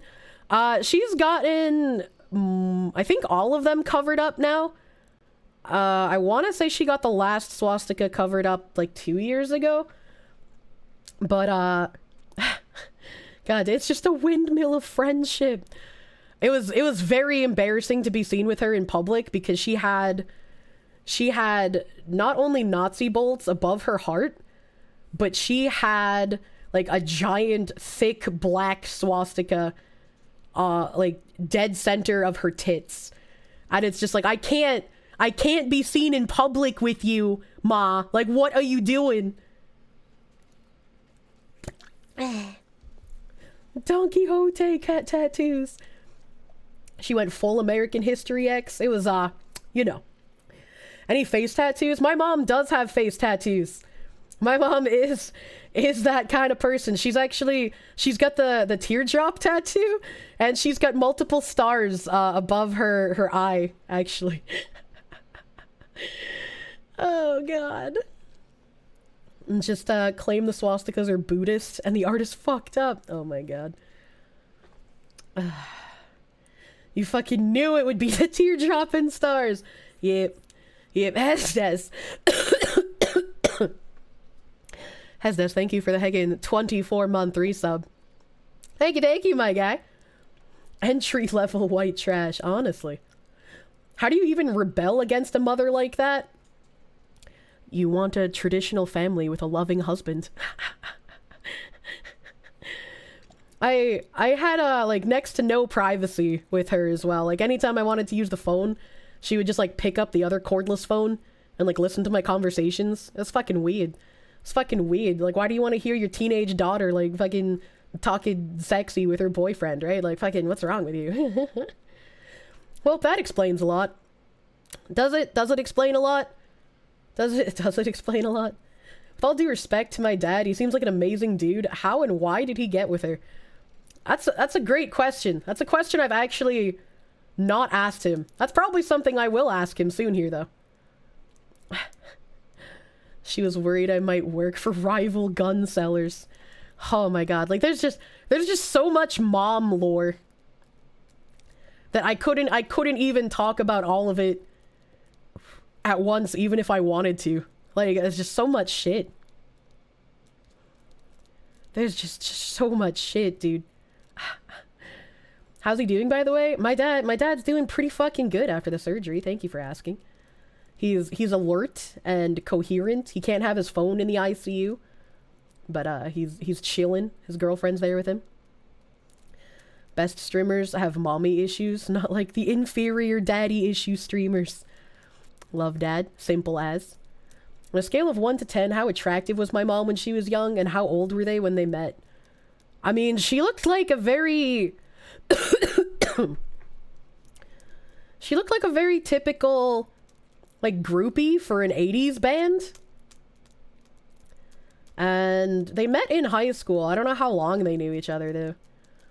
She could sell her life to the Quentin Tarantino or Coen brothers. I've definitely been told, that I should, like, write a book or have, like, a movie made or some shit, because my life is wild. But, yeah, that's why, Malik, my dude, there's nothing you could say that could shock me. I've already seen it all, dude. I've had way too much excitement in my life. I just want it to be boring from here on out, you know? How big was her hair? Her hair was hella big. She even got glamour shots done in, like, leather jackets and shit. He was horny and she was pretty. Cupid has spoken. Can't have his phone? That's a cringe rule. I don't know why you can't have your cell phone in ICU. I don't know. I don't go to ICU very often. Daddy issues means she'll cheat and be irresponsible. Mommy issues means she'll murder me if I'm unfaithful. And that's easy to not do. See, Repult fucking knows. Repult knows which issues are superior. Your life could honestly be described as boring and you feel like you missed out. Then you hear this shit and you start to wonder if you lucked out. Yep. So... you definitely... there's nothing you could tell me that would shock me. Is my mom the Italian one? Yes. My dad's side of the family is majority French. Oh god. I need more liquid. Oh god. Oh, my tummy. My tummy. Every woman is crazy. You have to pick the crazy you can live with. Your mom, her friends, and every woman you've known that was honest. Yeah, pretty much. Yeah, pretty much, dude. French. Like, actual from France French.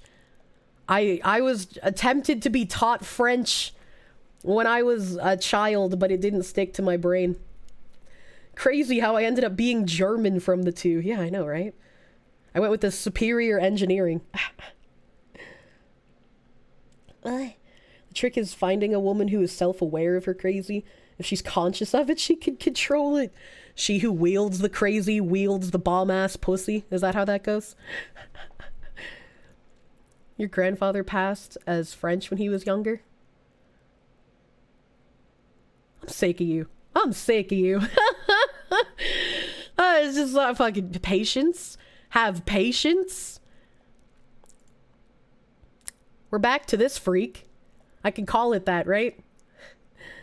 French and Italian, so alcoholic and food obsessed. I never stood a chance, dude. Literally never stood a chance. Z. Oh, this asshole. Yep. Yeah, this fucking asshole.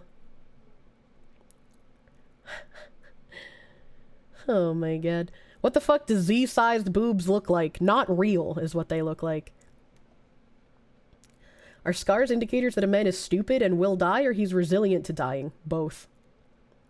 He's resilient, but he's going to die from something stupid. So this has advanced a little bit further from the last time we spoke about it. Students banned from taking photos of trans teacher with Z-size prosthetic breasts. Snapping shots of a school teacher's Z-size breast implants is X-rated and penalized at a Canadian high school. Students at Halton School District have been threatened with suspension for taking any photos or videos of Oakville Trafalgar High School teacher Kayla Lemieux, who's regularly seen at the school with her massive chest and blonde wig. Yet video circulated last week of the teacher walking down the hallway on crutches with a cast on her right foot at Dr. Frank J. Hayden Secondary School in Oakland, where she was substitute teaching. Lemieux, who previously went by Carrie Lemieux, made headlines after photos circulated of her skydiving with a porn star, according to the Daily Mail. I'm sorry, what?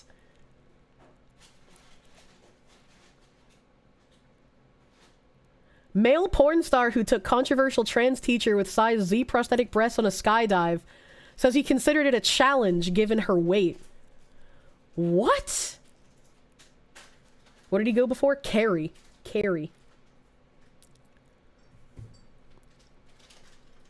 The photos are indecent, but the fake tits themselves somehow aren't. The transgender teacher who made international headlines. I hate having to read this over and over again, right? Like, I hate that people like this teacher can just claim to be transgender when they are just very clearly autogynephiliac fetishes trying to don the moniker so that they can have power over other people. It's just like, god damn, dude. God damn. Like, I fucking... The autogynephiliac teacher who made international headlines earlier this year after she showed up to work at her Toronto area high school with prosthetic-sized Z breasts is back in the news. According to photos posted by male porn star Voodoo, whose real name is Alexandre Boisvert. What the fuck? I can't pronounce names, dude. He took Oakville Trafalgar High School shop teacher Kayla Lemieux skydiving back in October. Voodoo says that he didn't know who Lemieux was when she showed up for the dive, and that he considered taking her on a challenge due to her weight and breast size. He wrote in the caption of the tweeted photos, "I took him skydiving." Oh, he's misgendering. And his hair came off. No problems with the huge fake breasts. Those stayed in place. Lemieux uses she, her pronouns. In his bio, Voodoo describes himself as the conservative porn star skydiver. What? What the fuck? As a leaf, this shit makes you want the day of the rake. Day of the rake when? Lately, you felt like a lot of people... It's just code for you're no longer allowed to challenge me on anything ever. Pretty much. Pretty much, dude. Did they double as parachutes? No, but they should. Yeah, conservative porn star seems kind of like an oxymoron, dude. I don't know. I don't know, dude. I would never want to go skydiving, though. That's too much for me. Like, how can you look at this and think, yeah, that's reasonable. That's rational. I'm sick of it. I'm sick of pretending that this is okay. Voodoo went on to say that he was only focused on jumping out of the plane and discussing his personal feelings about transgender people with Lemieux would be counterproductive to their safety. He also stressed that Lemieux did not know who he was either.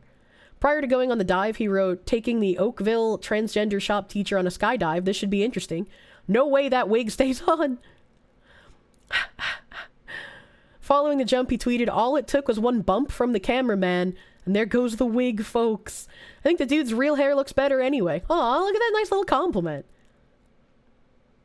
It's not clear what the relationship is, if there is any, between Voodoo and Lemieux. What is this even necessary for? They didn't know each other. What the fuck? Toronto Sun reports citing parents that Lemieux has been off work recently due to an injury she suffered while not at school. Parents told the outlet that Lemieux had to be fitted with a boot on her leg due to the injury, and because of her lack of mobility in the classroom, school officials opted to bring in a substitute. I hate this. Relationship client and contractor. Honestly.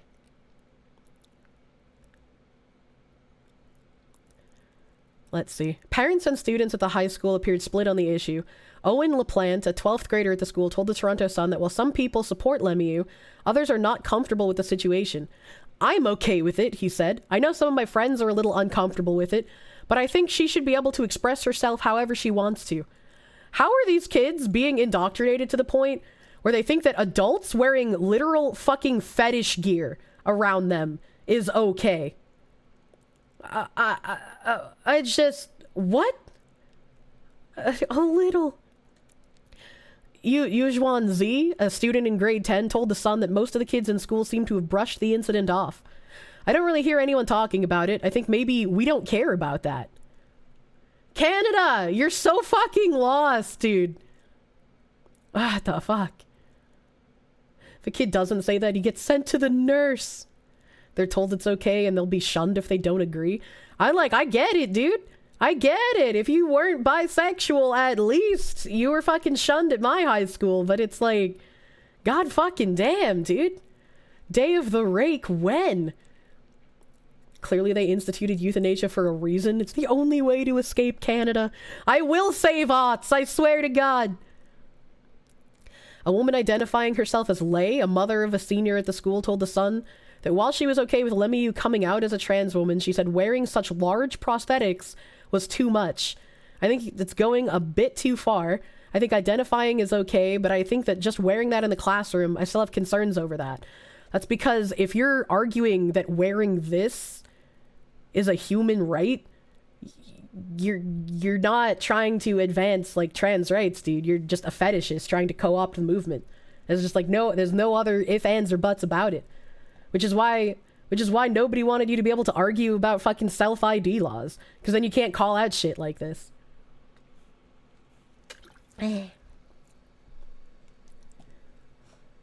Wearing actual fetish gear in front of kids is perfectly acceptable. Yeah. This is literally the same thing as the school board that wouldn't allow graphic material to be displayed at the PTA meetings, material that was in the curriculum for children. Oh yeah, I remember that as well. Chad is too based for you. What does that even mean? Doesn't Dr. Peterson face losing his license because of his views? He is very just like normal about it as well. You're honestly trying to figure out their motive. What's the end goal? What do they get out of this? Autogynephilia is a fetish where the man gets off on being perceived as a woman. And being able to laud your power over people by wearing something as just like grotesque as this in public, especially around children, and having no one able to actually counter you. Can you imagine just like how fucking high you would get off of like euphoria and boner power from that? Like that's what he gets out of it. Am I gonna get TOS'd? Oh my god. I mean, they're fake nips, so it's probably fine. Power trip would be insane, dude. Actually insane. I was not expecting to open another article I was talking about this, but hot damn. While she was not injured on the landing after the skydiving adventure, a foot injury has kept her away from Oakville for weeks for safety reasons due to the machinery she uses in her industrial arts classes. Lemieux also substituted recently at Abbey Park High School in Oakville. Witnesses told The Sun that police were present at each school while she was teaching there. And it's like, this person's even getting like, what, fucking police bodyguards? It's impossible for just like a normal person to not just get fucking high off of power with this, dude. You think people underestimate how common AGP is in general as a kink? Well, it's easy to get it confused with just like basic humiliation as well. But it's also a word that a lot of people don't know about because you just weren't allowed to say it for a very long time.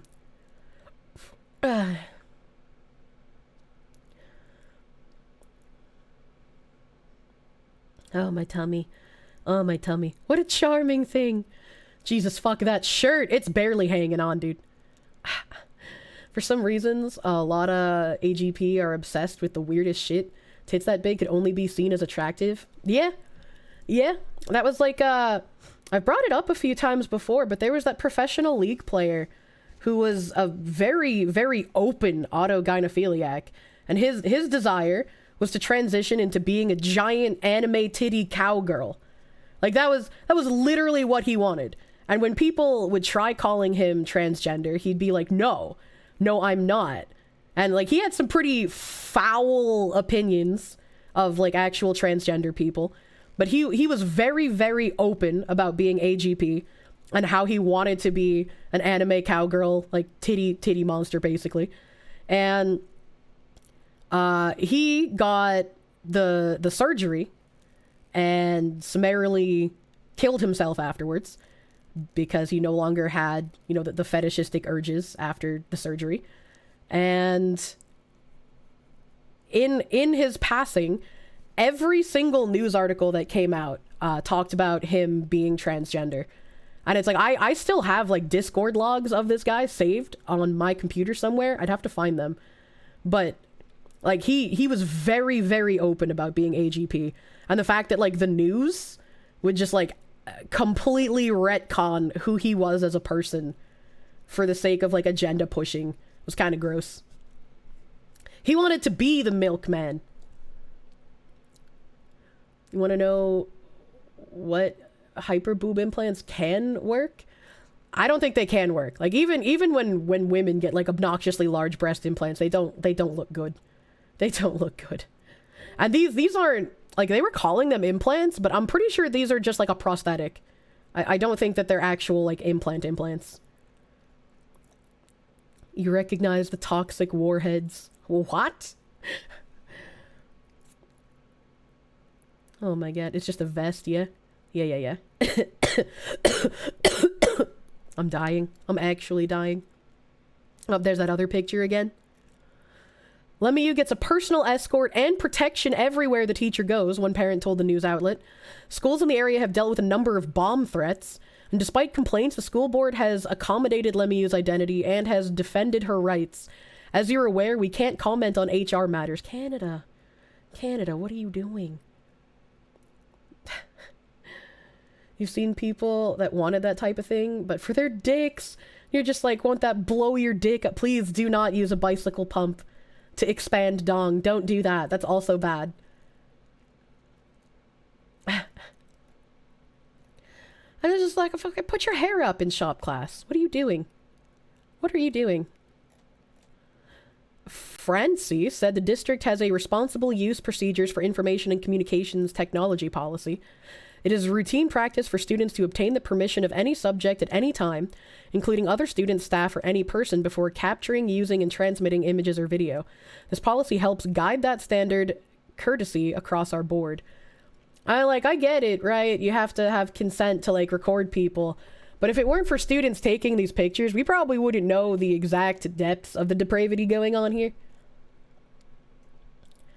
It's not the hair that'll get caught first, that's true. We could have had Canada if the War of 1912 went on longer. Canada, we could have saved you minimally longer. If you want a bigger dong, just identify your arm as one. Oh no, dude. This is what happens when your only national identity is we're not the US. God damn. What would the name of the fetish of the dude that injected silicone into his testicles? I don't remember the name of it, but that one is pretty popular in, like, gay circles. It's a lot of, commonly, the dudes who blow up their testicles with silicone are gay. I don't know why. That is just, that is just a common, fetish in those circles. Oy. The testicle silicone dudes were part of a cult worshipping a gay middle-aged man. No, they were not. There were certain ones that were involved in that cult, yes. But the blowing up your testicles with silicone existed well before that cult, and also outside the scope of that cult.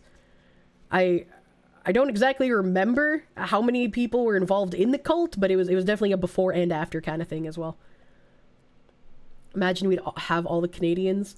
They're like Northeastern English Yankees, but even more progressive because they didn't rebel. Oh my god. Please. Actually, please. But it's kind of weird that now that there's like a ban on the students from taking pictures. The teacher can keep wearing their massive titties, but students can't take pictures of the massive titties anymore. Silicone testicles were not inherently a religious practice. That's a good way of phrasing it. Thank you. Vash, what does that even mean? I think all of us can agree that Billy Harrington is a pinnacle of manliness. Look up silicone testicle injection and you're met with Dylan, aka Noodles and Beef, and you don't want to read anymore. What is it with people named Dylan, dude? We got Dylan, that guy who just decided one day, hey, I'm a girl, and then got invited to the White House like 100 days later, somehow. We got Dylan, the suspect, the suspicious person in the Idaho quadruple homicide case. Somehow, the murderer saw Dylan and just didn't want to kill her. I was like, what is it with all these Dylans and being weird? God bless Billy, dude. Fucking Billy Love. Ain't one of the Columbine shooters a Dylan? They are, indeed. It's not a practical issue, it's a pragmatic issue. They don't want the bad PR, that's all they care about. Unfortunately. Just get these guys a set of those nuts that rednecks hang off their bumpers. I don't like that. I don't like that. And speaking of not liking things, you guys posted an update about this case. And I remember when this kid was only 7 and the father lost the case to protect his son when his son was 7. And I remember when this first happened and I was talking about it, the first case of a father losing parental rights over his kid due to like transgender identification was in Canada, actually. And that guy lost custody of his daughter because his daughter wanted to be a boy and his wife supported it and he did not. And I want to say it was either later that year or the next year when this kid's case came out. And when I was talking about the Canada case those years ago, everyone was just like, oh, it's just in Canada. It can't happen here. It's just in Canada. It's not going to happen here. No.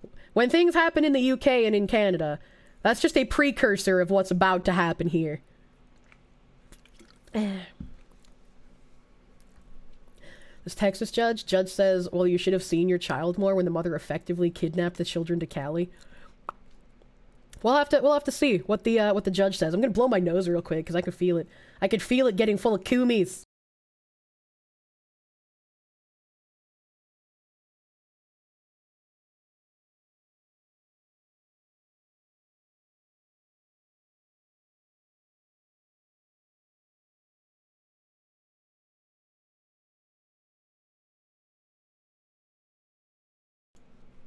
What do you mean, don't mute? It's gross if I blow my nose into the microphone. A Texas father at the center of a bitter years-long gender transition case claims his ex-wife had moved to California planning to chemically castrate their 9-year-old son, James, who identifies as a girl named Luna. Jeff Younger, a dad of 2 who unsuccessfully ran for the Texas State House campaigning on an anti-trans platform, appeared on Tucker Carlson Tonight Thursday and shared a video that purports to show his son identifying himself as a girl. In the recording, 9-year-old James asked if he is a boy, to which he replies, "No, I'm a girl." The grade schooler says his mother, pediatrician Dr. Ann Georgelis, told him he was a girl, and she also put him in dresses. My blood ran cold when I realized what she had planned for that boy. And I don't know if they're going to go into it in this article, but the dad also had video evidence when they first wrote about this story a couple of years ago. The dad had video evidence of the mother withholding affection from the child if he didn't identify as a girl. The father had video evidence of the son only identifying as a girl in front of his mother, and when he was with the father or with other people, he would identify as a boy. And even with this video evidence, the first judge still restricted parental rights of the father. So this was like fucked from the beginning, essentially. Younger claimed that his ex-wife had deliberately relocated his son and the boy's twin brother to California just days before the state's trans refuge law went into effect on New Year's Day. The law is designed to protect transgender children and their families if they're being criminalized in their home states. Democratic State Senator Scott Wiener, who sponsored the bill, tweeted after California Governor Gavin Newsom signed it. According to Younger, his ex began transitioning James when he was just 2 years old and tried to enroll him in a gender clinic in Dallas at age 5. Ooh, so she was trying to make like the new Jazz Jennings? Because I feel like it was like, what, 4? I want to say Jazz was 4 when they began transitioning. Pediatrician records show that she intended to chemically castrate him at the age of 8 or 9, which is his current age. And then he magically moves to California. I don't think this is an accident. Younger did not provide the pediatrician records. Chemical castration refers to the use of chemicals or drugs to stop sex hormone production. Unlike surgical castration, chemical castration does not remove organs, and it is not a form of sterilization. It is also reversible. I like how they assert that it is reversible, like with 100% certainty. Are we gonna not remember how early Jazz was transitioned? And then when Jazz went in to get their bottom surgery, their doctor was just like, you started hormone treatment too soon. And while that did some good things for you, it also had some negative repercussions, which is we don't have enough material to work with in order to create your neo-vagina. And so they had to do like experimental surgeries with Jazz in order to give a form of bottom surgery that would be beneficial. Why the fuck is it legal to give children sex hormones? I'm not a doctor. Fucking munchies. What? You're hungry while reading this? Oh my god. Oi. What about the tennis mans? Did I miss something? Did I miss something? I don't know. I can't scroll back far enough and find it.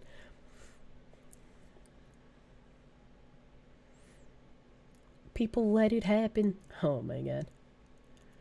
This is what happens when you let... Oh, right. Honestly. Georgilus, meanwhile, has maintained that James is transgender, prefers to wear dresses, and likes to be addressed as Luna.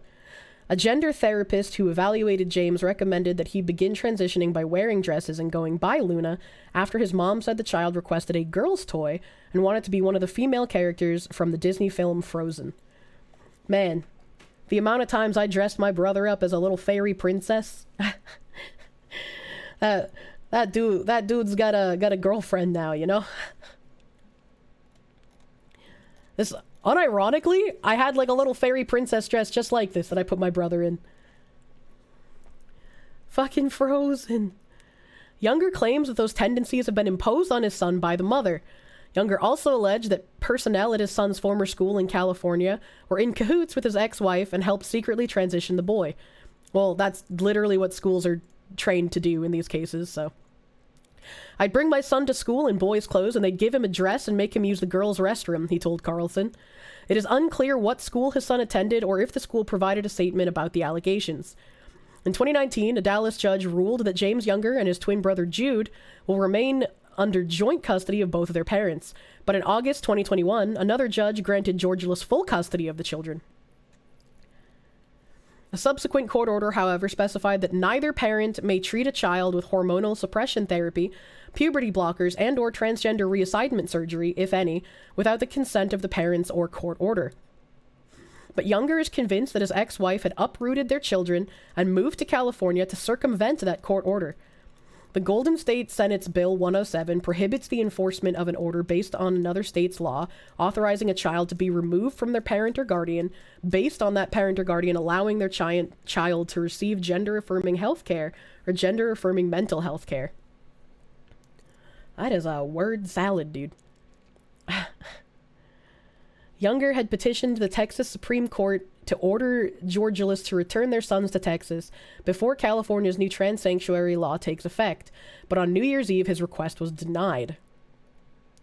The panel ruled 8-1 that Younger's appeal was unnecessary.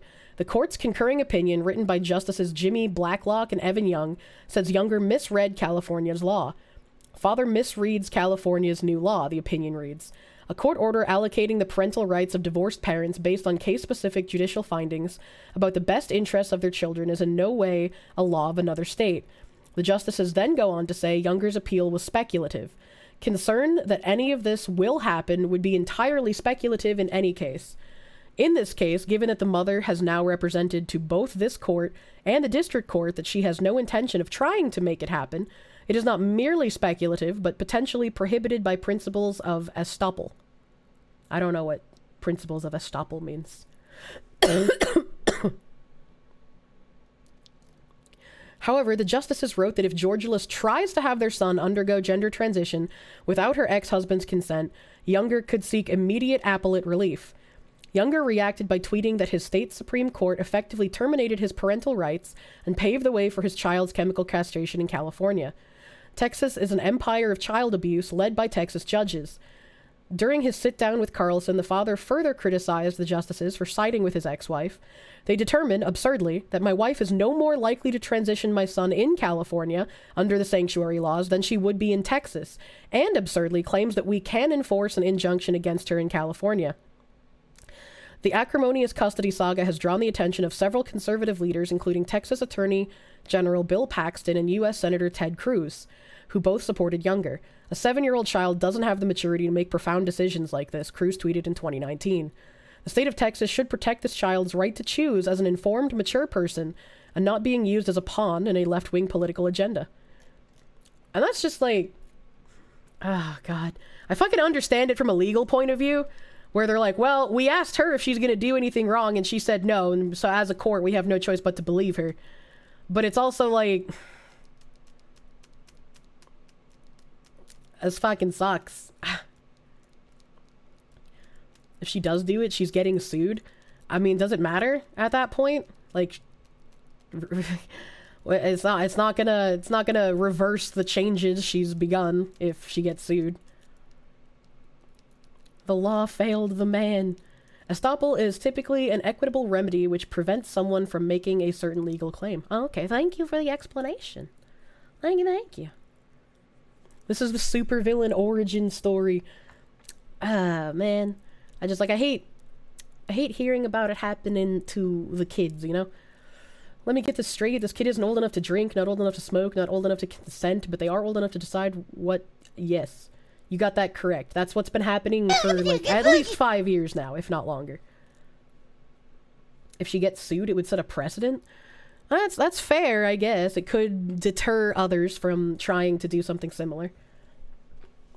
Beer Bear, heckin' thank you for the gift sub, my guy. Thank you. Call the lawyers. They can't unruin my son's life. Not like this, dude. You're talking about sociopathic tendencies?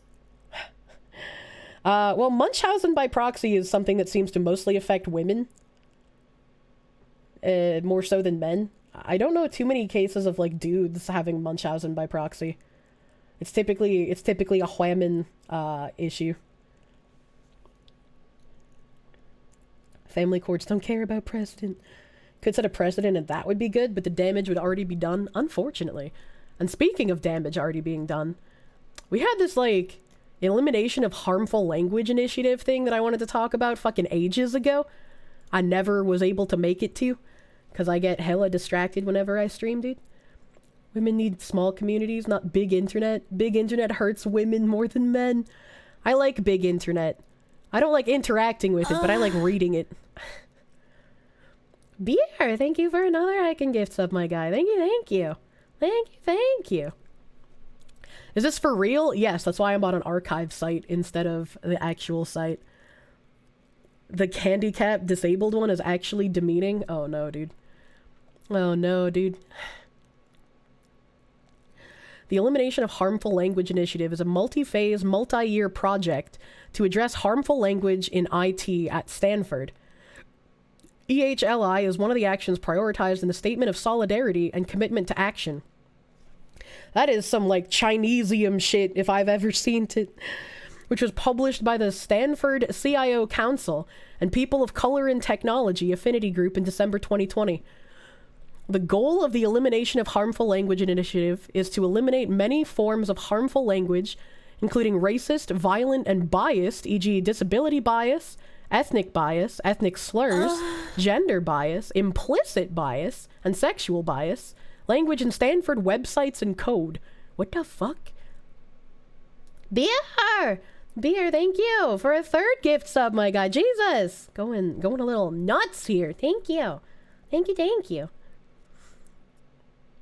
They will never succeed. The window for harmful will always shift. I'm sick of it. I miss my R word, dude. Oh, man. The purpose of this website is to educate people about the possible impact of the words we use.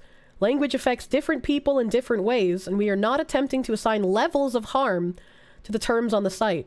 We're also not attempting to address all informal uses of language. This website focuses on potentially harmful terms used in the United States, starting with a list of everyday language and terminology. Our suggested alternatives are in line with those used by peer institutions and within the technology community. This website contains language that is offensive or harmful. Please engage with the website at your own pace. We might need to take a sit down here, chat. I don't know if I'll be able to get through this whole article without hyperventilating and having a mental episode, honestly. Beer, thank you. Thank you for a 4th heckin' gift sub, my guy. Jesus Christ. Beer, thank you. Thank you for gift subs. R word love, R word big love, dude. Twitch will not allow me to say my frustration in words anymore. Only emotes. Ricky Gervais had a good point. Banning words because of the possible harmful meaning doesn't work. People will just shift that meaning to new words, who will then, in turn, need to be banned. Simply doesn't work. Yeah? Yeah? Look at all of the games that, like, would just ban people for saying the letter N in chat. Like, that shit got kind of wild for a bit. I was like, oh my god. Like, the Pipkin R word. Yes. That one. You guys. You guys are making me sweat. You're already having a mental episode after hearing about the harm that kid's going through? Oh my god. Alright, let's see here. What do we got for the ableist language? Ableist language is language that is offensive to people who live with disabilities and or devalues people who live with disabilities. The unintentional use of such terms furthers the belief that people who live with disabilities are abnormal. Beer! Beer. 2 more gift subs. Jesus, thank you! Thank you, Beer, my guy. And Animate, you slipped on fucking by. Animate Acumen, thank you for a gift sub! Animate, thank you. Thank you, guys. Jesus. So much fucking love bombing right now. I'm gonna choke on it. So close to nice. R word. Oh yeah, Ralph, you hate that man too. Odd how banning so many words leads to a weird number of new oddly spelled words that start becoming real ones. I know, it's strange, isn't it? Alright, instead of calling someone an addict, consider using person with a substance use disorder. No, I don't think I will, actually. Addict is very succinct, it's short, kind of rolls off your tongue. And if someone is an addict, I'm gonna call a spade a spade. I'm gonna be real with you. They're not a person with a substance use disorder. Holy shit. Using person-first language helps to not define people by just one of their characteristics. Well, maybe they can go to rehab then. I don't know. Not my problem. Addicts in recovery call themselves addicts? Holy shit. They only don't call themselves addicts if they're not ready for recovery yet, you know? Instead of addicted, consider using hooked or devoted. It trivializes the experiences of people who deal with substance abuse issues. Excuse me, I'm not gonna say this man is devoted to crack cocaine, because devoted has a good connotation, and it's not good to be devoted to the crack cocaine, alright? It's good to be a devoted husband or a devoted girlfriend. It is not good to be devoted to the methamphetamines. My devotion to meth has brought me unlimited power. Crack vault. Jesus fuck, dude. Instead of basket case, use nervous. Originally referred to one who has lost all 4 limbs and therefore needed to be carried around in a basket. I don't think that's what it's referring to, actually. Basket case was always used in a way that's like, you're fucking crazy, alright? Aaron, you're a fucking basket case. This is the 3rd time this week you freaked out about the location of the throw pillows, Aaron, okay? Like, what?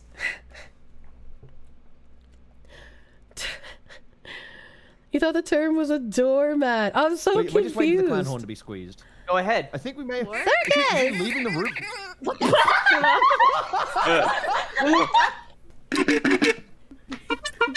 There we go.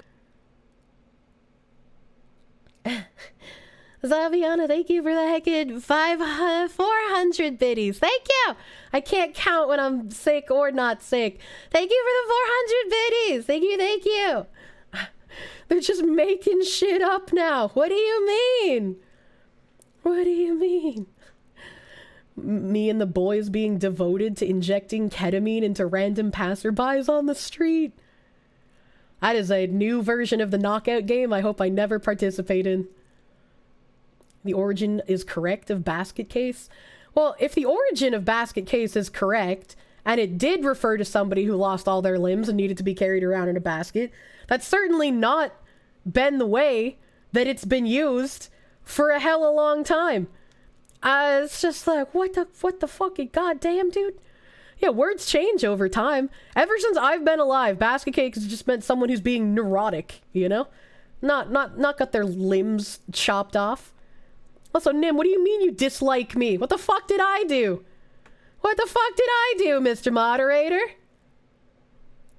Damn, didn't know your sister was just devoted to crack. Today in Kirsche stream, we all collectively experience an anger aneurysm. Ah. I'm streaming. What? You dislike me because I'm streaming? Just wake up on time. Instead of resting. I did that yesterday. It didn't help. Instead of committed suicide, consider using devoted to suicide. I am very devoted to the quality of rope that Home Depot provides. Basket Case was a horror movie series from the 80s. Wasn't Basket Case also a Green Day album? You thought the word for neurotic is tuber? That's true. That's true. When is our cock and ball torture date? What the fuck does that mean? What the fuck does that mean? Blind review. Instead say, anonymous review. No, fuck you. I like my blind playthroughs and I don't understand why they were removed from Twitch. I don't understand why they were removed. Committed in that context isn't the mental kind, it's the past tense action. Unsurprisingly. Jesus Christ. The definition of basket case makes you think that they are getting the meaning of words from a dictionary that contain the word for a bundle of sticks. Well, I mean, somebody in chat also confirmed that apparently that was the original definition. Which, like, even if it was, that's not how basket case has been used ever since I've been alive. You know? Thought all days were CBT days? I thought all days were CBT days as well, which is why I have no idea what specifically Nim is asking for, you know? Committed suicide. Died by suicide. What? Ableist language that trivializes the experiences of people living with mental health conditions. Doesn't this, like, absolve them? Though? Like, if you say Shane committed suicide, you're saying Shane took an action that took Shane's life. But if you say Shane died by suicide, you are then just saying, oh, he was afflicted with something and died by suicide. He didn't kill himself. He just died by suicide. I don't know. That makes it sound really goopy. You're gonna teach Nim Tarkov? That's really exciting. That's really exciting. I want to be there for that. I want to be there for that. Don't do it until I'm not sick anymore. That's my one request. I'll be really sad. He suffered from an affliction of killing himself. Shane had a severe case of suicide. What do you mean, no? Just sit in, call, and be sick. What the fuck? What? I'm never gonna be not sick. What does that mean? I took yesterday off and it didn't help at all. I'm still fucking sick. He had COVID, unironic COVID death. Animate, thank you for a gift sub. Thank you for gift sub, my guy. Thank you. Affliction of being a bitch. No, that one's actually rude. Confined to a wheelchair. Instead say, person who uses a wheelchair. I mean, I guess, right? Like, if you're saying confined, that kind of sounds like, I don't know, it could be misconstrued, but I don't also see really the issue. I guess, am I fucking crazy? I don't know, dude. I don't wanna. Just call, no, Nim.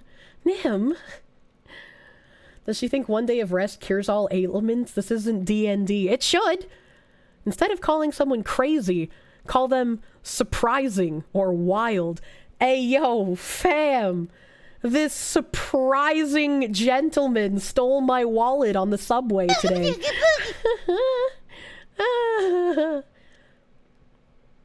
It's not exactly a choice to be in a wheelchair. For 99.9% of humans, correct, yes. There's always that 0.1% that we're just like, I shouldn't have been born with my legs. I do not identify with my legs, and I wanted to get my legs amputated, but the doctor said no, so I had to amputate my legs myself, and that's why one of them is cut kind of funky, because I couldn't keep the saw straight when I was cutting through my own bones. But this one's got a bit of a cleaner cut on it, because once I started, I was bleeding out, and then the doctor had to finish the cut for me. And that was really helpful, and now I feel like I am exactly who I belong in this body without my legs. My legs made me feel very dysphoric with my body, but now that I don't have them, I am clean.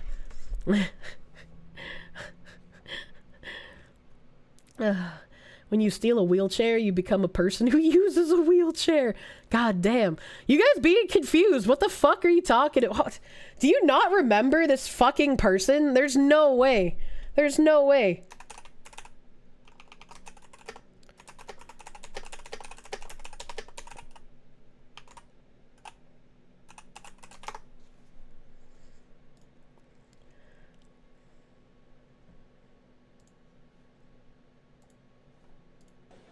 The story on today's show could be look at this glorious fucking 1990s television quality.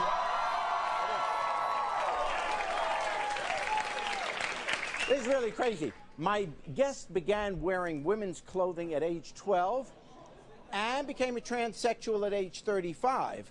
But that's not the unusual part of this story. No, this transsexual also decided at the age of 14 that she didn't want her legs. So 1 year ago, she took a saw. Why don't you hand me that? Jerry. Here, hold this. Oh, boy. Okay. All right. From now on, who doesn't think I'm funny? The crispy 240 poo. I don't think it's even 240, dude. This is deep fried. She took a saw just like this. And she cut off, this is true, stop it. She cut off her own legs. Let's meet her. Here's Sandra. Welcome, Sandra.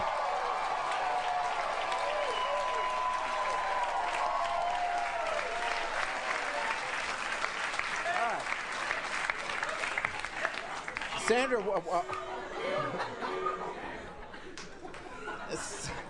Sandra, what? Okay. What's going on? This is strange, isn't it? Yes, it is strange. Okay. So how old are you now? I'm 48.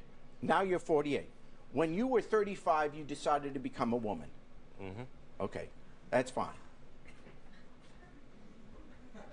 At what age did you think you didn't want your legs? At 14. At 14. When did you actually cut them off? I cut this one off in 2000. I thought that one went first, yeah. Okay. Why did you What a cut your leg off? surprising person. I didn't want them. My brain just kept saying get rid of them, so I had to get rid of them. When you became a woman, did your brain say get rid of something else? Yeah, but I couldn't cut that out. What kind of things have you done to get your legs? I've injected At least my he's knee honest. with my feces, 120 cc's under my kneecap, just liquefy it and pump it in. I've cut myself with razor blades. I've drove nails in the bone. My brain would just say get a 16 Why would you inject yourself with feces? It in the feces? bone, and I just drive it in the bone. I built the guillotine. I dropped it on my leg. That didn't work. So, you know, I was like, go back to the drawing board. I got to figure out something else. I cut the circulation off up here above the knee with radiator hose clamps that you put on the automobile. Yeah. And then down here, I used like a pantyhose with like a noose on it and make it real tight. And then I just got my saw and got everything in the kitchen. Was it feces or cc's? He said feces first, and then was talking about the cc's. Waited till the leg went numb and turned purple. And I got the saw and I put it on my leg and I powered it up. And then I shut it off, laid it on the counter. And I looked at the saw and looked at my leg and said, well, it's now or never. You know, and I grabbed the saw and put it on my leg and powered it up. Were you screaming? Were you drinking? No. A little bit. Never did pass out. Never did pass out afterwards. You didn't pass out? It was calm and cool. My friends got there. They was all hysterical. Oh, you gonna die? You know, I'm like, shut up and go call the ambulance, would you? Why did you decide after you did one? Because I hadn't wanted both of them, neither one of them since I was 14. So, you know, I couldn't tell somebody I didn't want both of them. I just said I didn't want one. I figured they'd really think I was nuts. I didn't want both of them. Now they think you're... oh, no. If you... no, there's no way they think you're nuts to cut off one leg. Now, one's a little longer than the other. I wanted them the same length, but they didn't. The doctors don't listen, so, you know. Now, are you finished, or are we going to lose other limbs? No, I'm finished. What if your brain one morning says, you know what, I'm so tired of this arm? I'm an artist. I need my arms. Oh, you're an artist. Well, you're not a track star. No. See, the part that's hard for me to believe is that there was no moment of regret. I'm not saying you didn't finally conclude to do it, but it's just, that's the part that... No regret. Never a regret. And I had tried to get the left leg infected several times. I figured maybe if I get it gangrene, the doctors would take it off. Every time I get it infected, find it funny his mates are okay with his plan. They probably encouraged him, let's be real. Infected and everything, and they just gonna clean it out. You know, and I'm like, this ain't working. And I tied the left leg up under me, and I'd look in the mirror, you know, and I'd see it was gone under my skirt, and it made me feel like a whole person, you know. Come see the official internet home of the Jerry Springer Show. The home of the Jerry Springer Show. I want to know what happened to this guy. All these comments are pretty... Made me feel like a whole person. I'm laughing maniacally. That's true. That's true. Cut off legs, now I feel whole. I don't remember that guy's name, but I want to know, like, what happened to him, you know? Demons happened to that guy.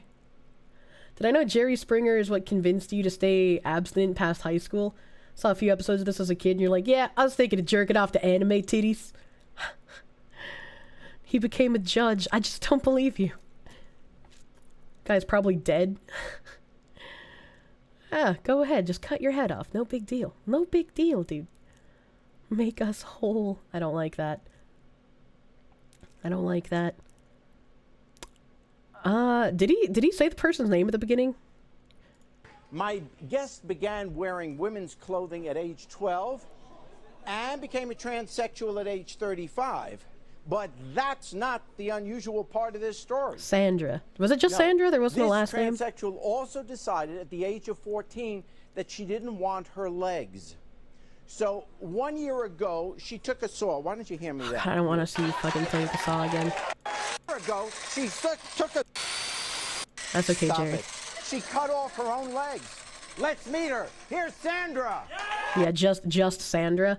So how would I even, like, search for this? Like, fucking...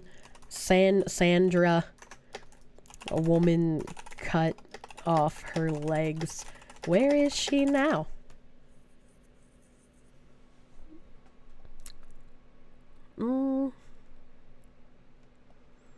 This was in 2005.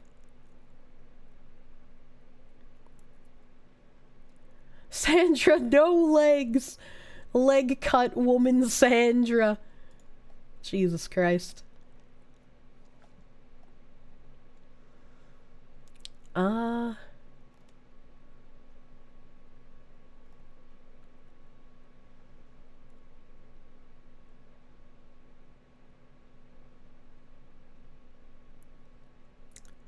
Yeah. Yeah. Well, I found an article from 2005 on the lady, but doesn't have any new information.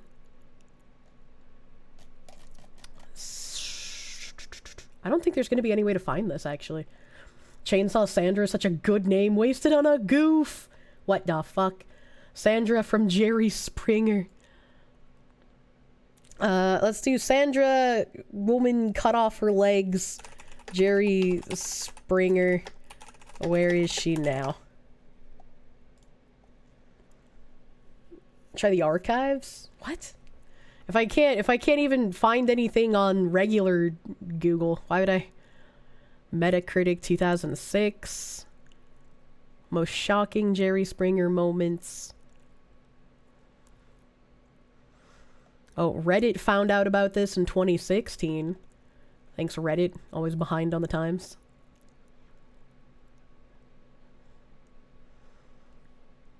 It's such a tasteless show. Reddit would call Jerry Springer tasteless. God damn. Reddit wouldn't know what taste was if somebody force-fed them hot cuisine.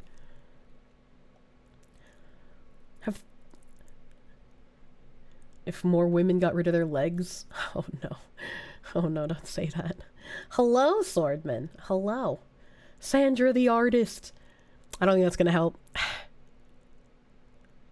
9 most bizarre guests. I guess we'll just never know what happened to Sandra. As you know, this happened so long ago. I was sure there'd be like a fucking follow-up, right? Oh, but apparently not. Apparently nobody cares about Sandra. The legless artist. You know the answer.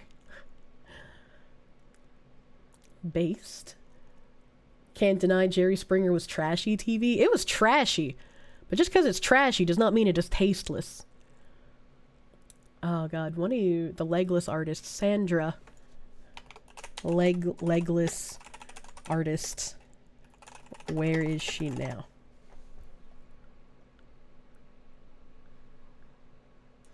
I am Peruvian and was raised in Lima. No, that sounds like not the right Sandra. Without Hands exhibition honors Sarah Biffin. Sandra Milena Ospina. Hoyas un día para? No, I don't know what any of that says. Sandra Singer. Sandra Jensen. Sandra Bullock. I'm honest with my son about hatred. Okay. Okay, alright. Yeah, no, it looks like we're not gonna be able to find anything. That makes me sad. Someone put an answer as until she pukes, so we can't pay out. Whichever mod put that was brain damaged. What a very odd thing to have put in the poll. I like how Nim is not afraid to call the other mods brain damaged. He does what I cannot.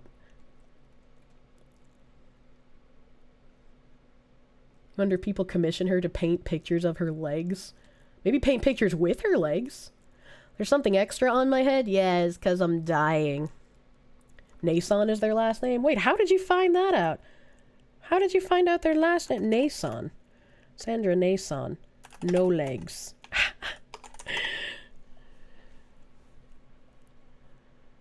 The first result is intentional amputees 911 call? What?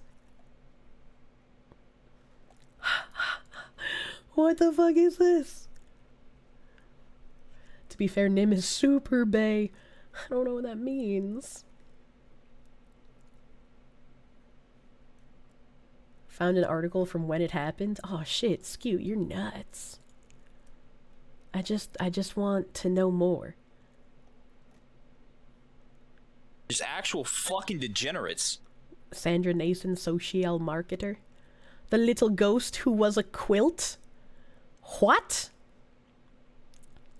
Thank you for the follow.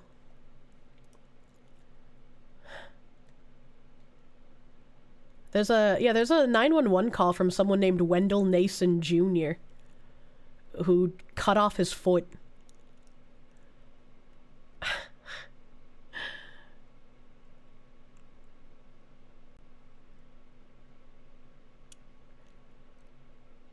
It's starting to hurt.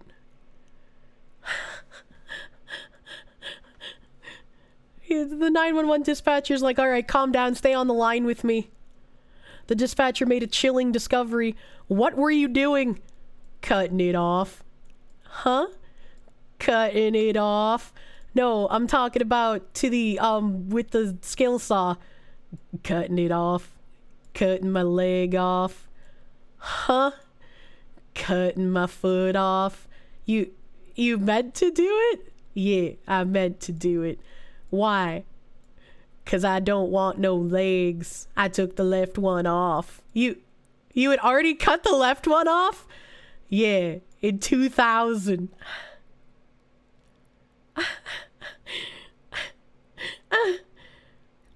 Yes, ma'am, I meant to do it. Why? I'm sane. I'm not nuts or nothing like that. I just ain't wanted my legs since I was 14 years old, and nobody couldn't tell me why. All I know is I just didn't want them. And I said since I did the left one, I'm gonna do the other one. So, I did the other one.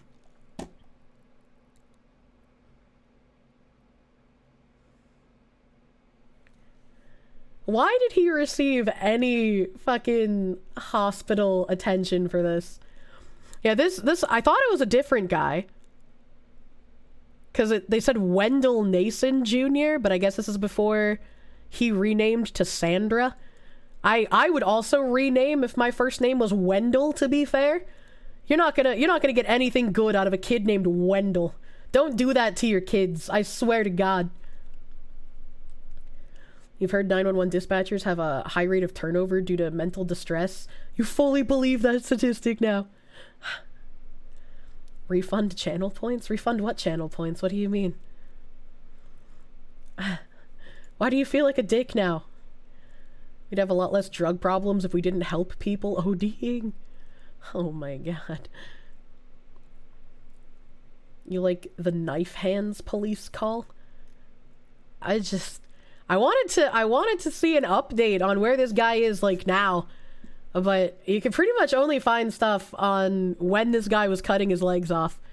He seems to have just dropped off the fucking face of the earth, which is kind of sad. I wanted to know more. I wanted to know more about that person. You think self-amputating will become more popular when we develop Deus Ex-like cybernetic body parts? Hopefully not.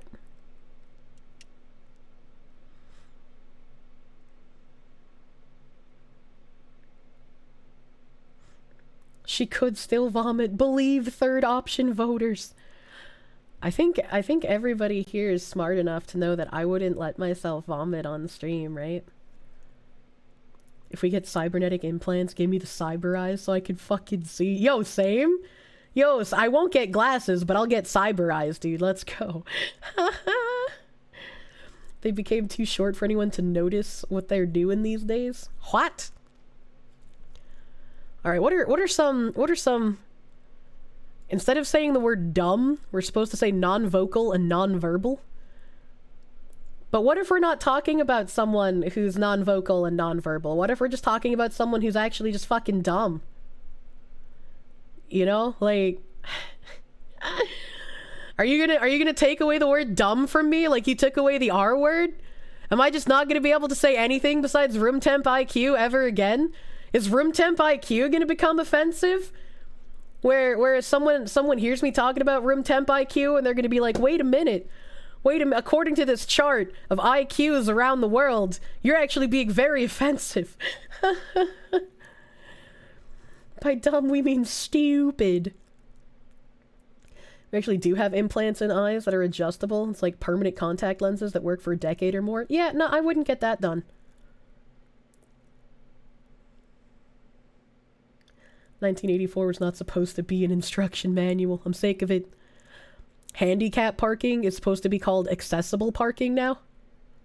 Handicapped is person with a disability. Hold on. Didn't we start saying handicapped because saying person with a disability was offensive? Am I high? Accessible parking makes it sound like it's parking for anyone that can access it. Yeah, it is. That's me. Now it's handy crippled. God damn. Time is cyclical. I'm sick of it. Fuck time. Handicapped space is accessible space. This is an accessible space. I'm sorry. If you are a person imbued with a wheelchair, you have no longer first priority. Modern day is a mix between 1984, Brave New World, and a bit of Idiocracy thrown in. I used to really hate the Idiocracy references, but goddamn, I don't see shit getting better, dude. Handicapped is the softer disabled, and then we got handy capable, and then differently abled. God damn.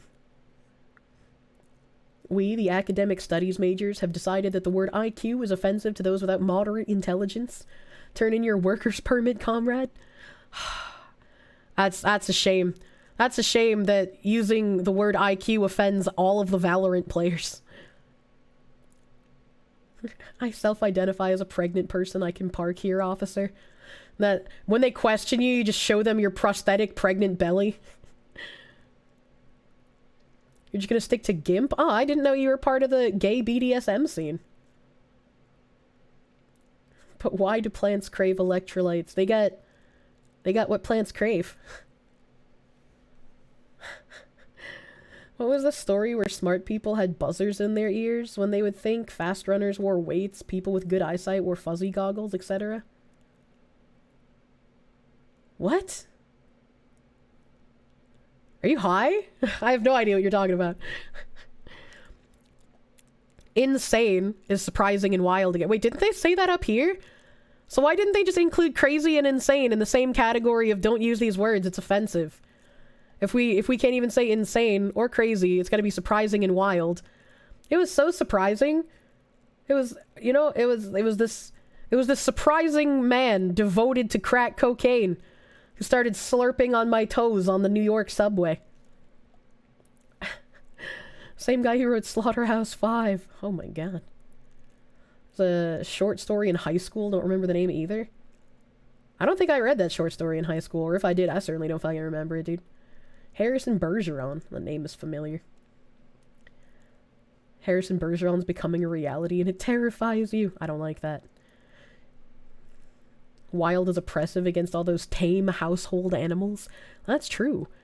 Lame? Instead of saying lame, use boring and uncool. Alright, well, first of all, I don't think most people even use the word lame anymore. Like, when was the last time I heard somebody say that's lame? Usually it's that's gay. Which I'm sure these people would also say is offensive, right? But like, you wish the people of Stanford weren't so non-verbal. Exactly. Instead of calling someone mentally ill, they're a person living with a mental health condition. No, absolutely fucking not. And you know why not?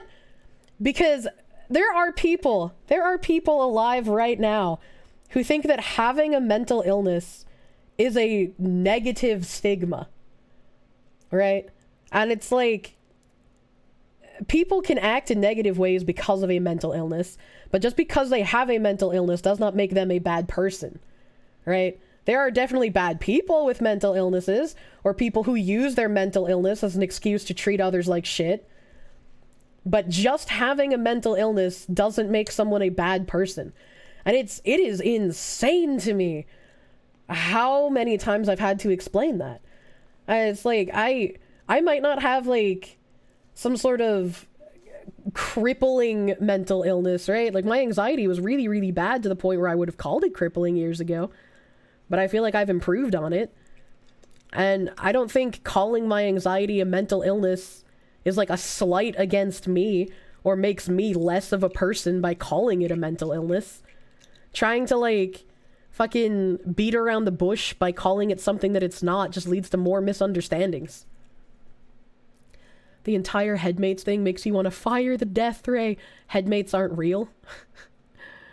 Headmates aren't real, and I feel bad that Tumblr has co-opted like dissociative identity disorder.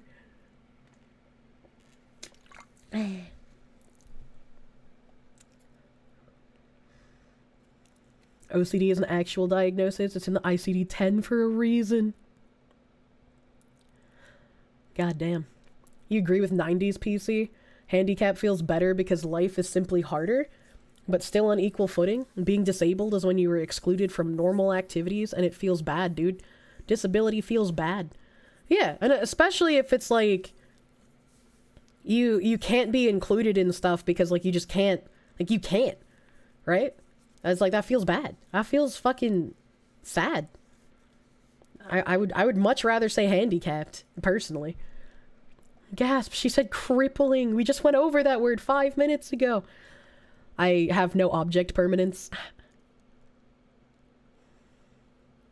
Mental illness frames it as something that ought to be overcome. Well, yeah, that...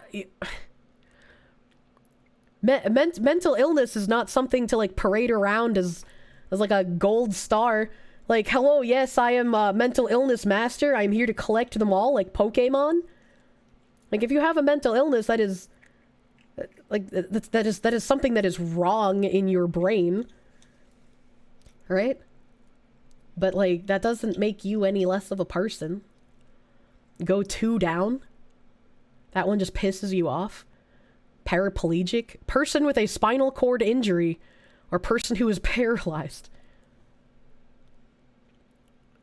This term generalizes a population of people while also implying that people with disabilities are not capable.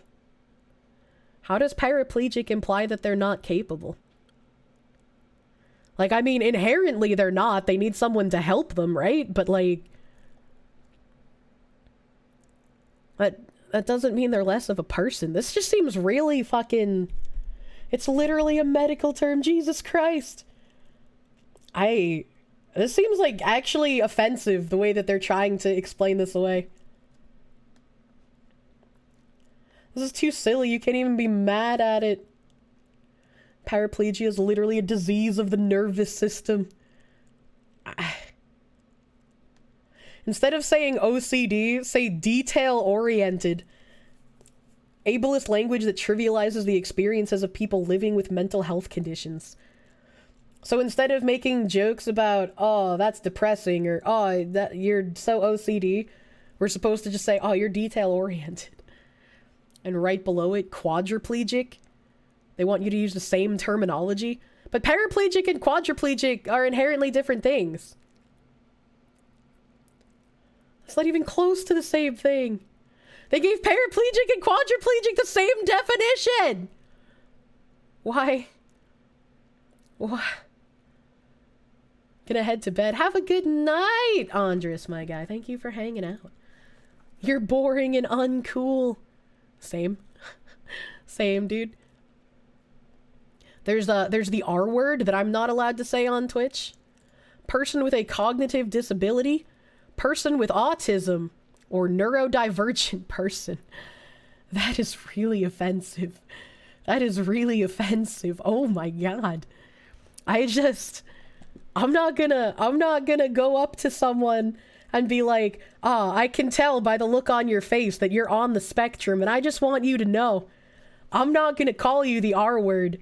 To me, you're a person with autism. Why is autism in there? That's so offensive. Oh my god. Twitch is rhubarbed, honestly. Please do not call me neurodivergent. Literally just call me a spurg. Hey, yo, autism, man. People who wrote this list are unenlightened persons with cognitive disabilities. Very, very much so. Jesus Christ. Sanity check?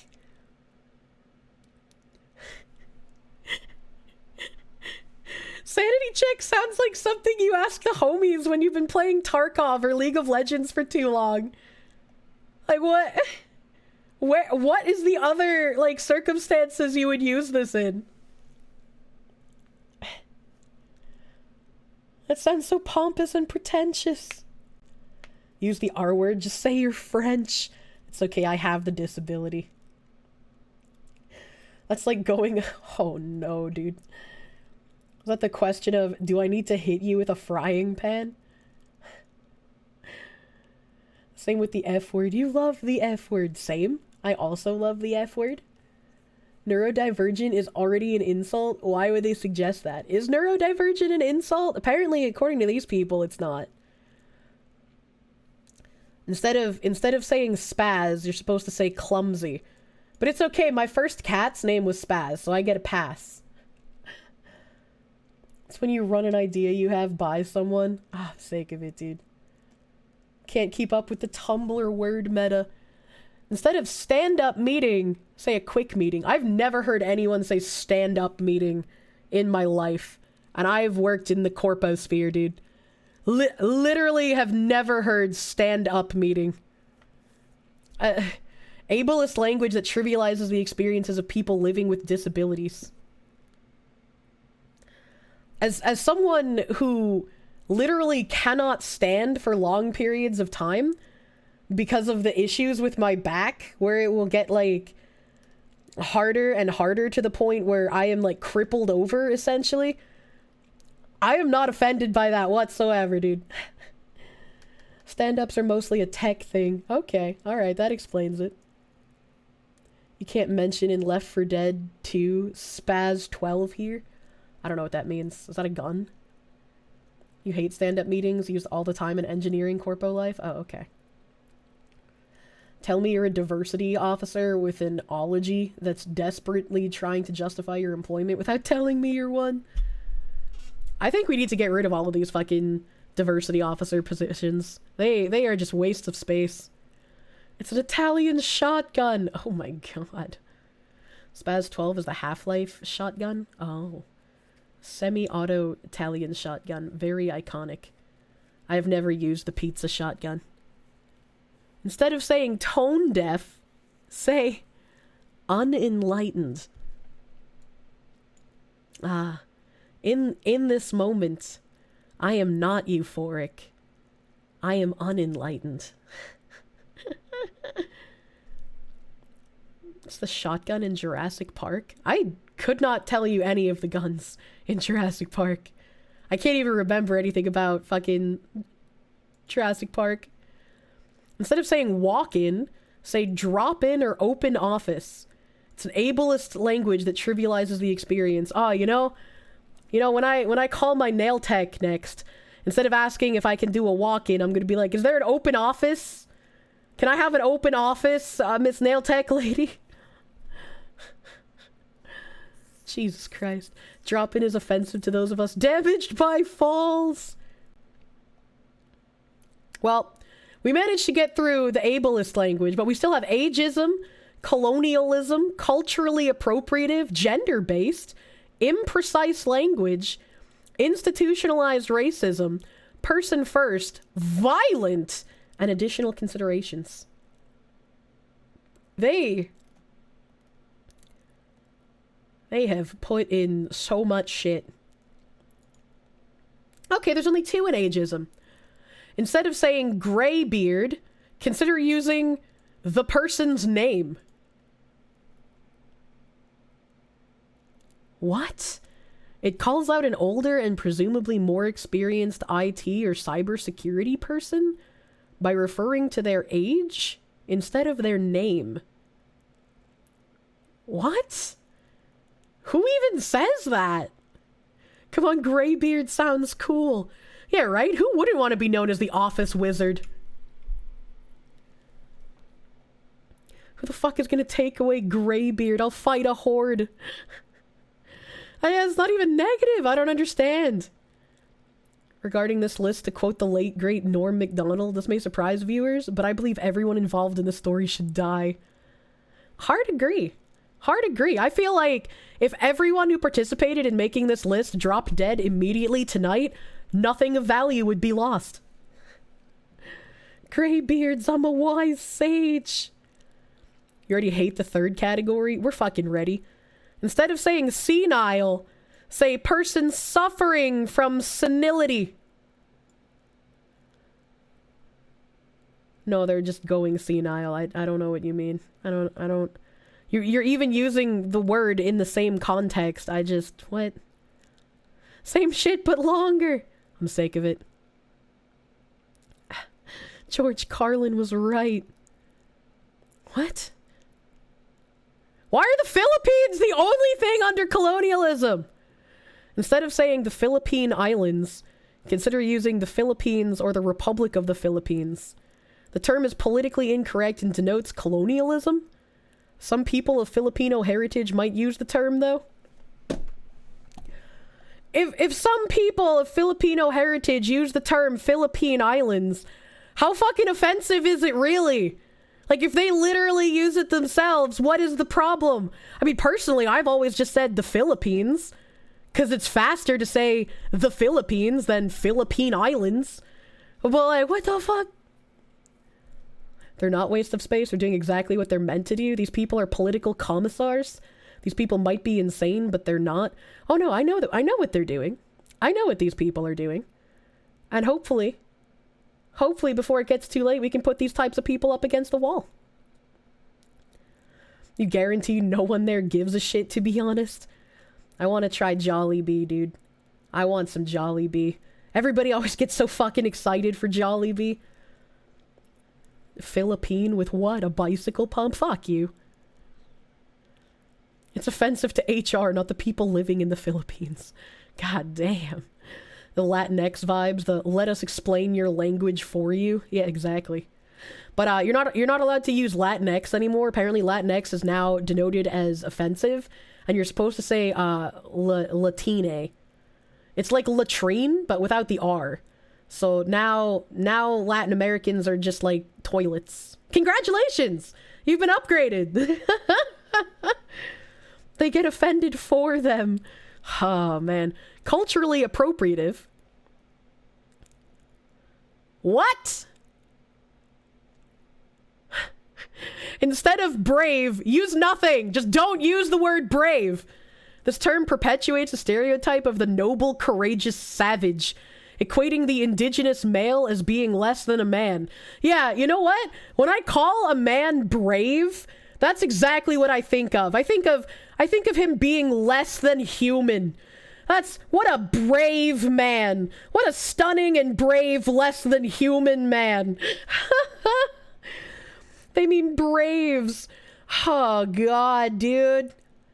Like, I know they put noun instead of adjective, but it's like, who uses that as a noun anymore? Like, who is using that as anything other than fucking an adjective? No one does. That's what I'm saying. You've never seen anybody more racist than these people? Because how do you even connect those dots? Well, you see, to be this deep in progressive Marxist ideology, you have to have the amount of racism on par with, like, a racial supremacist. It's pretty fucking nuts. When you listen to the words that these people are saying, and then you listen to, like, white nationalists speak, the amount of overlap that's there is kind of astounding. Horseshoe theory.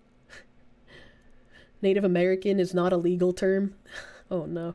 You don't think you've ever seen people so universally united in their derision and mockery of liberal white people? Like, people of all colors are legit willing to put aside their differences just to take the piss out of these people. Well, they deserve it. These people are fucking high on their own farts, dude. These are the same people that try to erase classic orcs. When you look at a made-up video game race, and you're like, yeah, this must be racist against this real-life race in real life, I feel like you gotta look inwards on yourself and figure out maybe you are the one who was racist the whole time.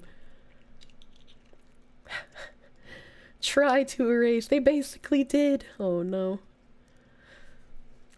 Instead of saying bury the hatchet, call for peace or call for a truce. Using this term is cultural appropriation of a centuries-old tradition among some North American indigenous peoples who buried their tools of war as a symbol of peace. But that's offensive? Instead of saying chief, just use the person's name. Calling a non-indigenous person chief trivializes both the hereditary and elected chiefs in indigenous communities. And calling an indigenous person chief is a slur.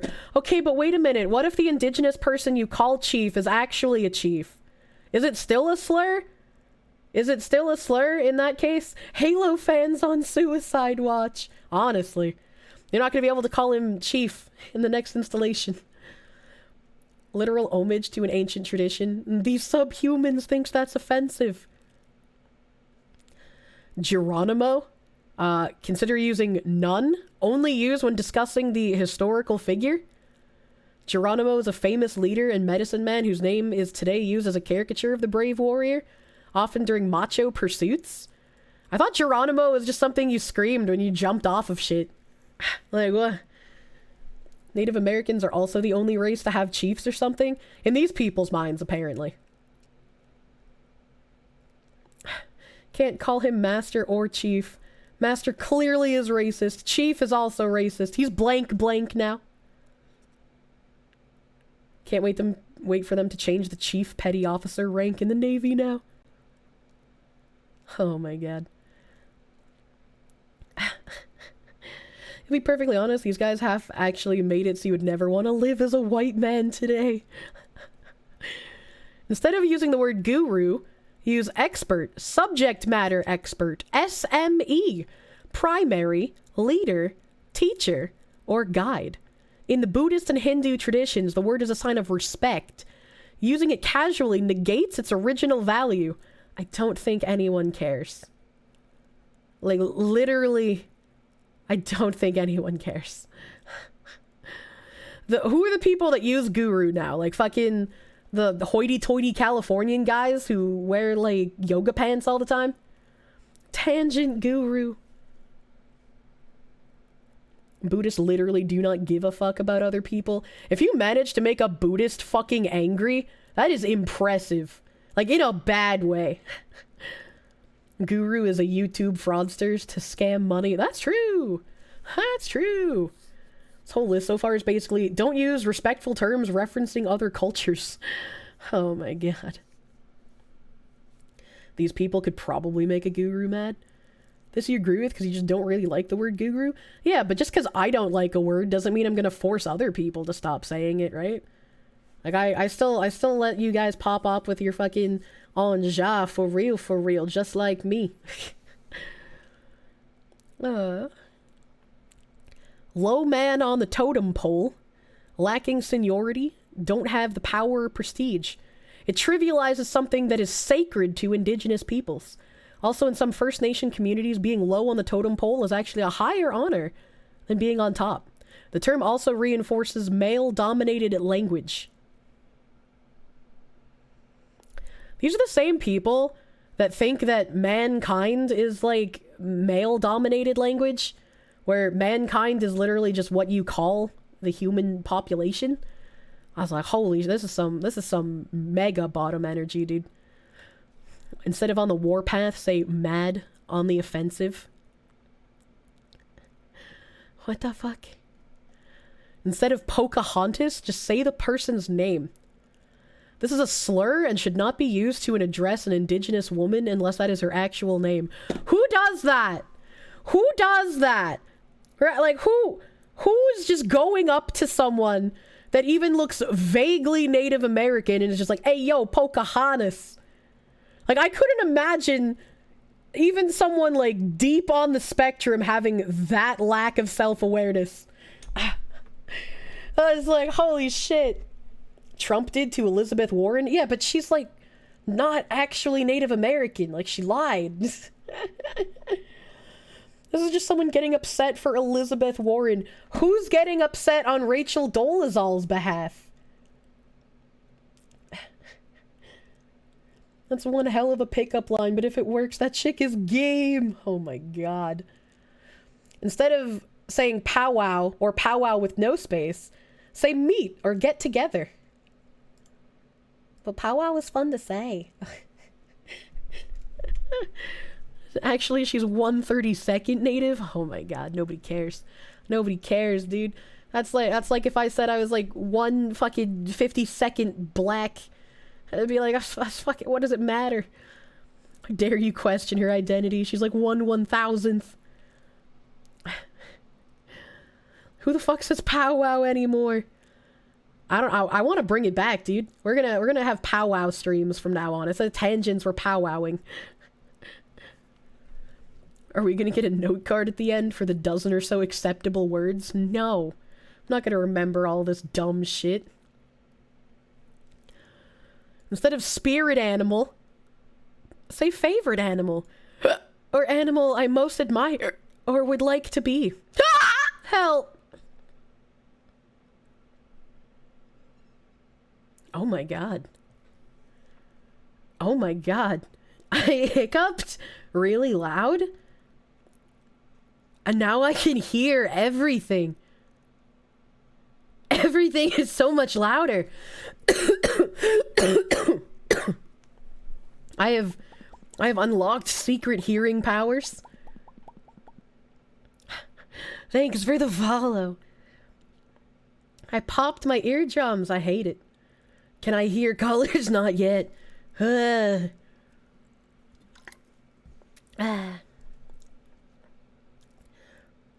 iron ring fist guy from Kung Fu Hustle is your favorite animal. Oh god. Oh my god, you know, a lot of guys will say Chuck Norris is the animal they admire the most.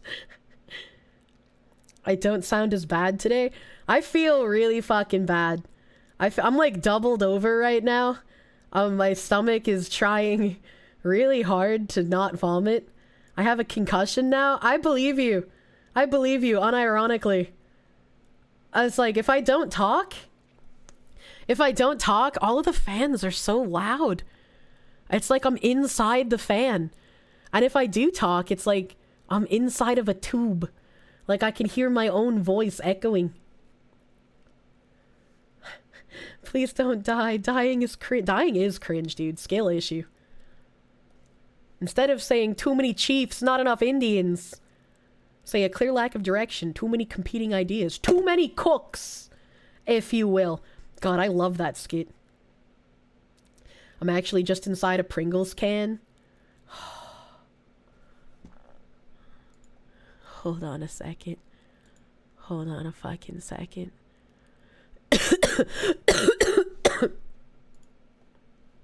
Where is it?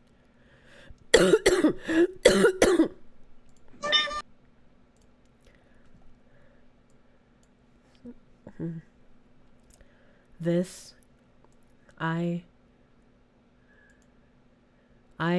have played this non-fucking stop since someone posted it in Otz's Discord. This is what has been giving me strength during my sickness.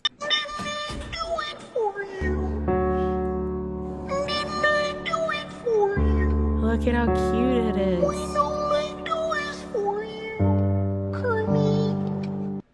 It's so cute.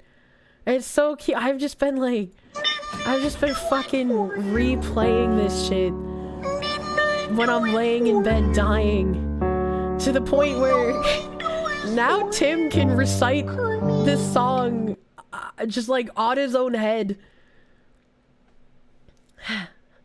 Cute and delicious. What do you mean I need help? You can't escape the fucking dog. It's so cute. I didn't know it was Miss Piggy singing either until Tim looked up the song because he couldn't get it out of his head because I played it too much. The pizza mold is making me watch pizza videos. Skew, you posted one of these. You posted one in the Safe Meme channel. And it was like back here. This is me getting angry at people being fucking brain dead again. This channel is not hard. This is safe for work memes. Safe for work. Safe for work. No political, no sexual, none of that. Here we go.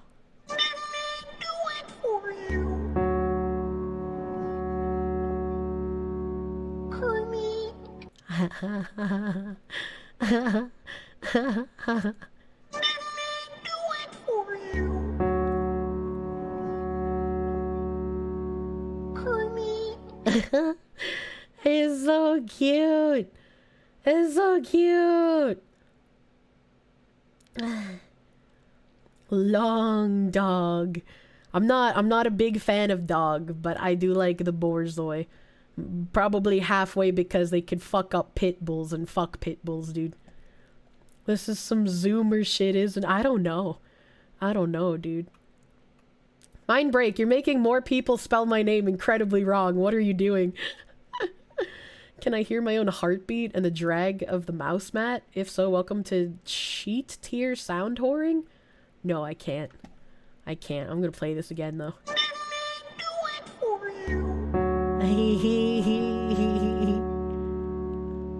He long.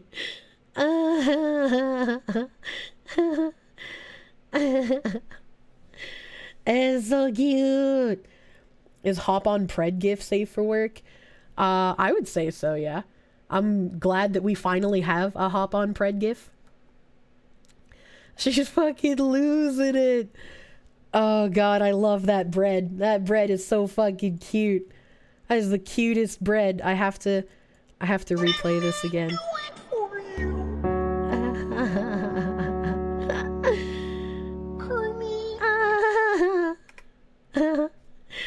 Alright, we're gonna stop looking at that now, because I will just sit here and look at it. What the fuck? What the fuck? Discorb? Discorb? When you click on someone in your DMs now, instead of showing you and them as the participants in the convo, it just shows you their profile on the side now.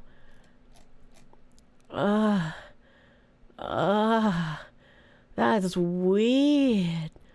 That's so weird. I can turn that off? No, I don't want to turn that off. I like that. That's an upgrade. That's an upgrade. I like that. That one was just for her. Shut up! Don't make fun of me. Still remember the pic from a wolf's point of view? A borzoi is a fucking skinwalker? What? What? Am I feeling any better? No! No, I feel like shit! I feel terrible. Tribal knowledge, say institutional knowledge instead. In fact, don't even use the word tribe.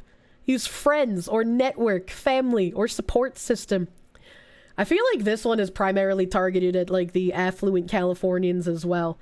Because, like, who the fuck else calls their group their tribe besides those people? She's too brain damaged. We're gonna have to put her down. I want more boys away memes. I want more long dog meme. Long dog make happy. Long dog make happy, please. Oh, yeah. It looks like some sort of uncanny valley imitation of a wolf, and it exists to hunt them down. Oh, that's true. Check Discord, you find a post he mentioned. Found what post who mentioned? Long dog? If this isn't long dog, I'm gonna be sad. Oh, okay. No, the borzoi. No, I want the I want those ones. Those ones are cute.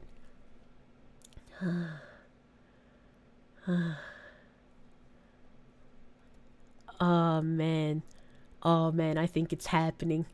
I think I gotta accept your gift, Boggy. I'm so sorry. I have accepted Gotchi Christmas Party. I don't think I can play that on stream though. I feel like Gotchi Christmas Party is probably something that's against TOS. If I look at my library. Well, I mean, I guess they're all still wearing clothes. Never mind! He just took a Quimus ornament out of his asshole! Never mind. Never mind, this can't... I want to play... Oh my god. Oh my god. Why is there a picture of Otts looking at a gingerbread house in this Gotchi Christmas Party game? Otts, you didn't tell me you were part of a Gotchi Christmas Party? I can show this image, because this image doesn't have anything nudie in it. Otts. Otts. Why were you at a Gotchi Christmas Party making a gingerbread house with the gay bros? What the fuck is this? Year of the Banui. Dude, there he is. I feel like you have some explaining to do, sir. He got shown who's the boss of this gym. Oh my god. Is this a game I could play on YouTube? Even though I wouldn't be able to play it on Twitch? In what world is this me? This one? He's even got the orange highlights. It's perfect. The world she's trying to make. Kirsche's just jealous she wasn't invited to the gotchi Christmas party. I mean, I don't have the right appendages to be invited, alright? Like, I understand. I would just like to watch. I would just like to watch, dude. God damn. I was not expecting to see that today. I could serve snacks. I mean, I feel like they would prefer the snacks to come out of places that I also couldn't help with. You're afraid to ask. Afraid to ask what, young Padawan? Wait, how is that not in the offensive language for cultural appropriation? Wasn't Padawan a fucking Native American fucking thing? Deep dark fantasy. Deep dank dark dungeon in Final Fantasy XIV, dude. Gender-based. Instead of saying preferred pronouns, consider just using pronouns. The word preferred suggests that non-binary gender identity is a choice and a preference. Well, that's kind of ironic, isn't it?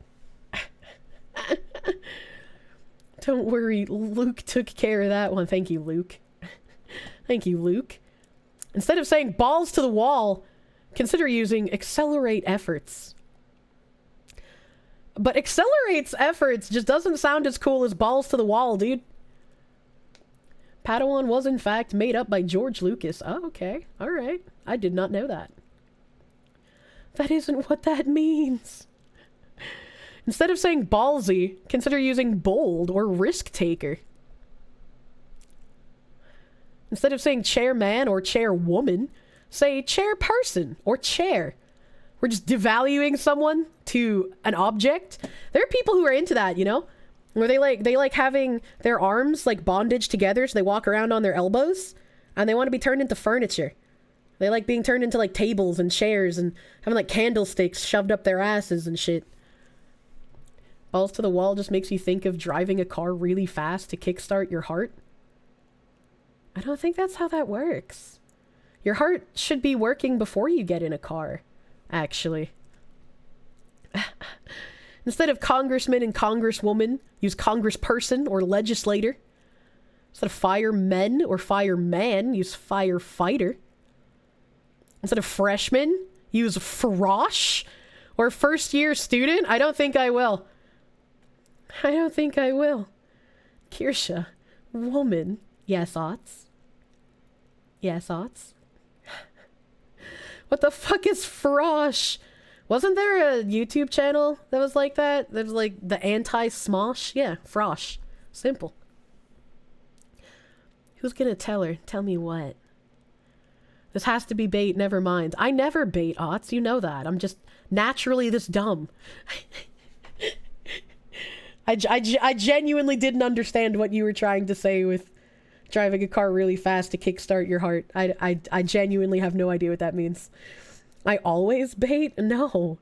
No, I don't. The word frosh was being used when you were in middle school? I have never heard the word frosh in my life, dude.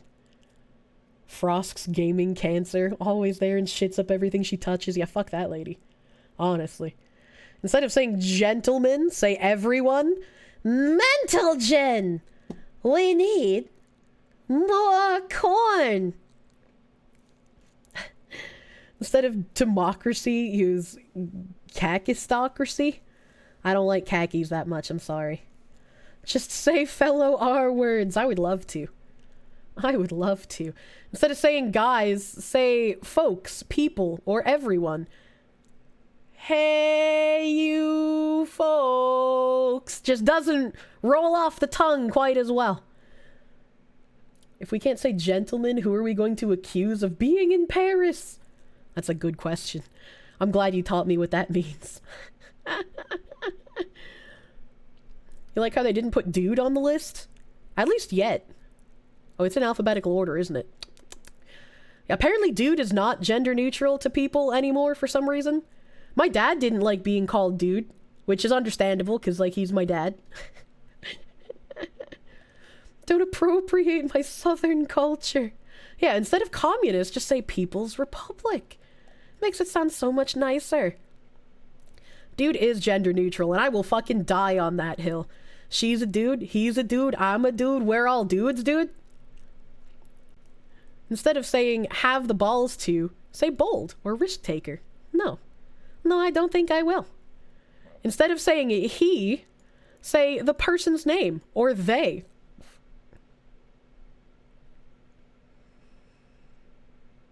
What? What? Good burger. At one point in time, my mom actually had that as the answering machine thingy, where like people would call the house phone and the answering machine would be my mom being like, welcome to Good Burger, home with a good burger, can I take your order? And I was like, Mom, that seems counterintuitive to an answering machine. But she thought it was fun.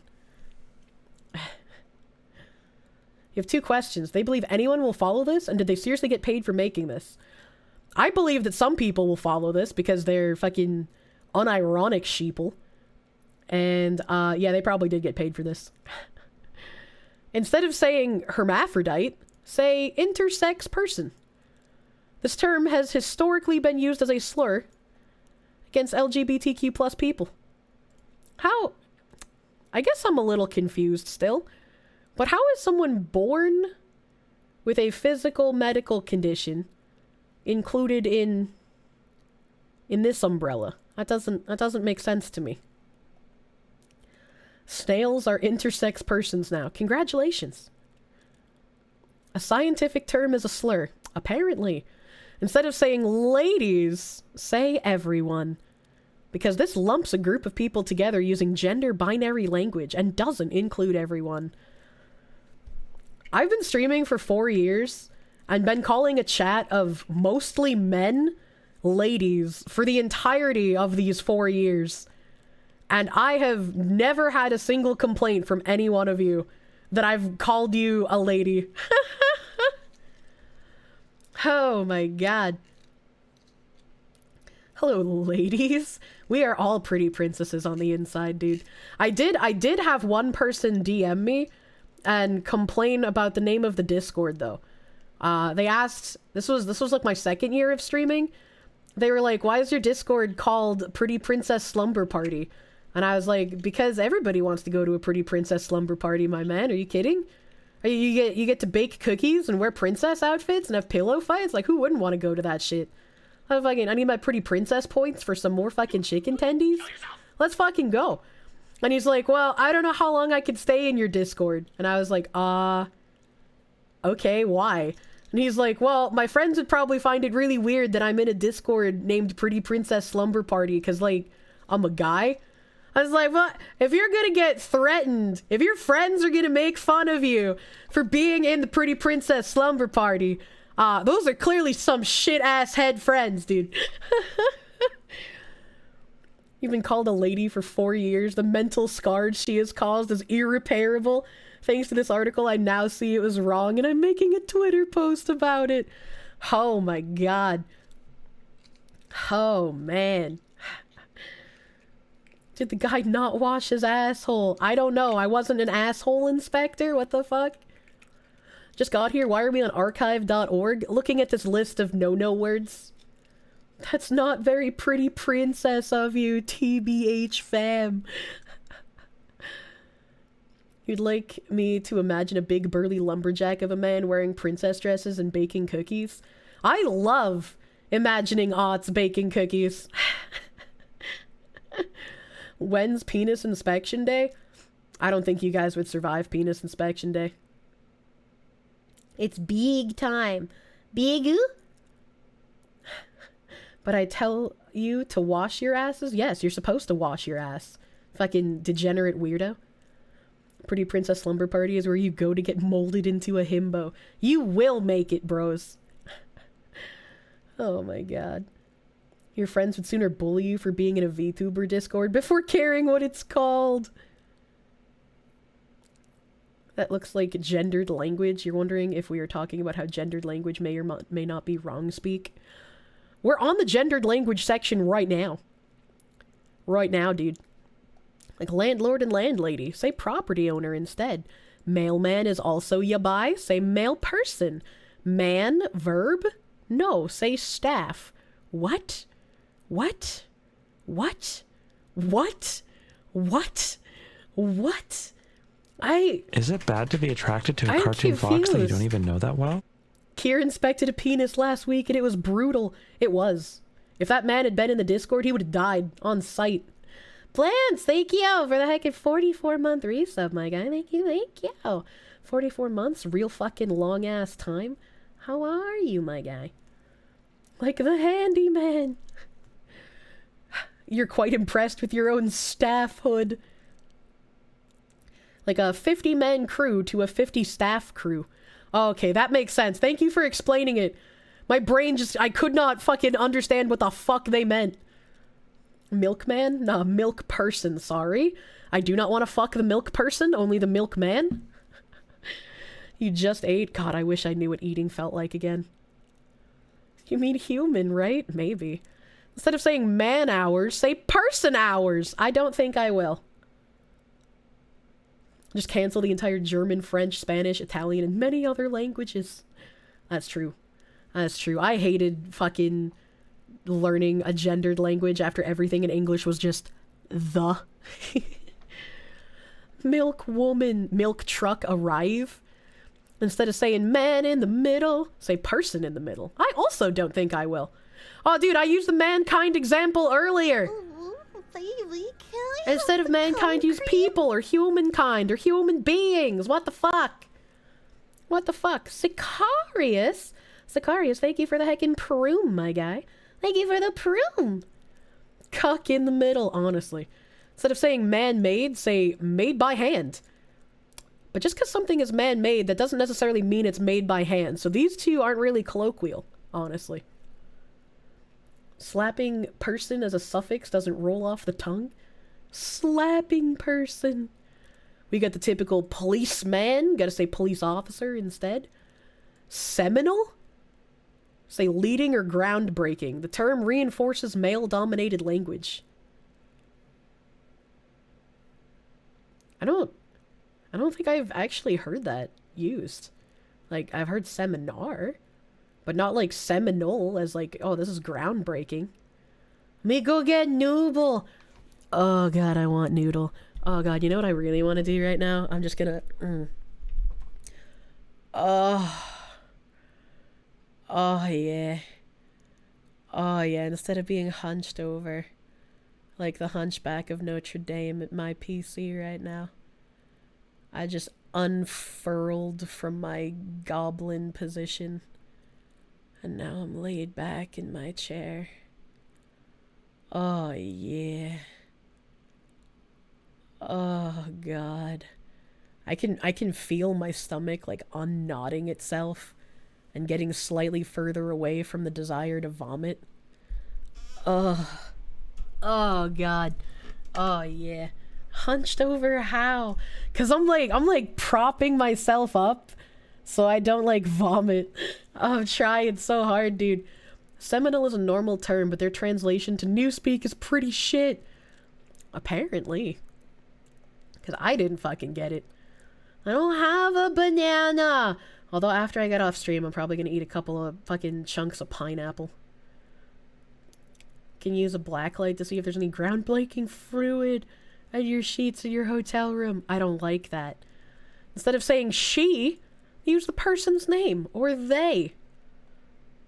Oh, instead of saying she male, use transgender woman or trans woman. This slur is often used despairingly to refer to people who don't conform to gender expectations. Some in the community do identify with and self-describe as the term, though. How can it simultaneously be a self-identification and a slur? What? Shh, don't ask questions. You can't say this one either? Okay, I'm not gonna say that one on Twitch because I feel like that's a red line here. Instead of saying transgendered, say transgender. This term avoids connections that being transgender is something that is done to a person and or that some kind of transition is required. What? What?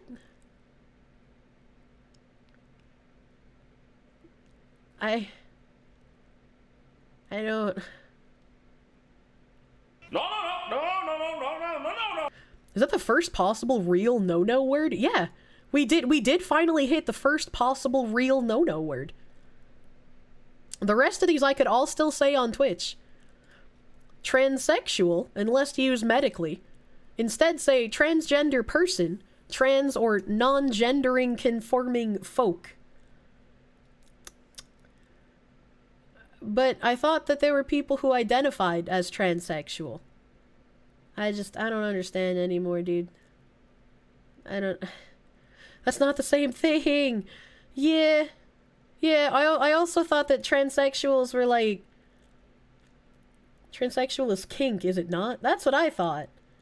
That's what I thought. Words mean nothing, reject reason, embrace war. I don't understand anymore. Instead of you guys, say folks, people, or everyone. Didn't we already do this one? Oh, this one was guys. And then the one at the bottom is you guys. So it's definitely different. Objective reality isn't real to these people, and I'm sick of pretending that it is. They don't recommend why. You're not supposed to understand, just submit to the lies. I'm sick of it. Oh. Why is there so much? Instead of using abort, say cancel. This term can unintentionally raise religious and moral concerns over abortion. What? What? What? I feel like I am much less chastised to... what? Let's abort these people, yeah. Yeah, we can do some very, very late term abortions on the people that wrote this. Very simple, very easy. Kirsche aborted stream yesterday. I did.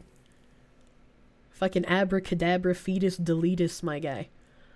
Instead of saying American, say U.S. citizen. This term often refers to people from the United States only, thereby insinuating that the U.S. is the most important country in the Americas, which is actually made up of 42 countries. We're the only ones who are called Americans, though. What the fuck do you mean? That's not... The Canadians aren't out here being like, we're offended that you're not calling us American. Like, what? America the best, dude. Instead of American, say person of fat. I prefer person of the burger, thank you very much. Look, I am an American, you are not, and they must go back. This reminds you of the scene in RoboCop 2, where they have an OCP committee that just roundtables everything that could possibly offend everyone, and they end up borking Murphy's programming. I don't remember anything about RoboCop. Help, officer, they're trying to cancel Kirsche. What do you mean? What do you mean? The burger voke, it's happening. Instead of saying child prostitute, say child who has been trafficked. Using first-person language helps to not define people by just one of their characteristics. No, I don't think I will. I don't think I will sanitize child prostitution by saying child who has been trafficked instead. You absolute fucking mongoloids, what is wrong with you? What the fuck? Like, yeah, it's the same thing, but if you say child who's been trafficked, it sounds a lot more sanitized than just blatantly outright saying child prostitute. One of these is not like the others. Yeah, that came out of fucking left field, dude. Holy shit. Instead of saying circle the wagon, say take a defensive position. I don't think so. Gee, I wonder who has a hand in the funding to get them to soften child prostitution. It's looking at you, Epstein allies. I will never stop circling the wagons. Instead of saying half-breed, say person of multiple ethnicities. Hey! Hey, this is the second word that would actually be considered fucking insulting. Way to go. We've been through like 100+ words and we've gotten to the second one. I can't imagine anyone actually unironically saying half-breed. Yeah, like who says that? That is actually offensive, unironically. Ooh. No, here's one. All of my Latam friends in chat are gonna love. Instead of saying Hispanic, say Latinx or use the country of origin. And actually, this is out of date as well, because you're not supposed to use Latinx anymore. You're supposed to use Latine. All right? Anytime you want to remember what Latin Americans like to be called, just think of toilets. You know? If I wanted to be insulting, I'd use the word for dogs. Oh my god. You'd rather just be called a slur. Latin Americans built fucking different. Please just call me a slur. They're Latam boys now. I didn't understand that LATAM in all caps was just an abbreviation for Latin America. And I had only seen it used in Lost Ark when they had the Latin American like grouping of people. And so like I'd been calling it Latam the whole time. And Cap was just like, why do you keep pronouncing it that way? Why do you keep saying it like that? And now it's just kind of stuck. Because Latam sounds like a company, right? It's like the Latam Corporation. Jesus Christ, my brain, it's so small sometimes. Latina is funny to you? Get over here, the AE. What we used before we got the letter AE. So they're technically appropriating your culture.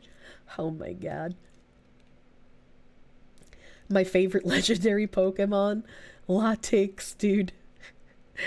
There's a Latam Airlines. I've never seen them.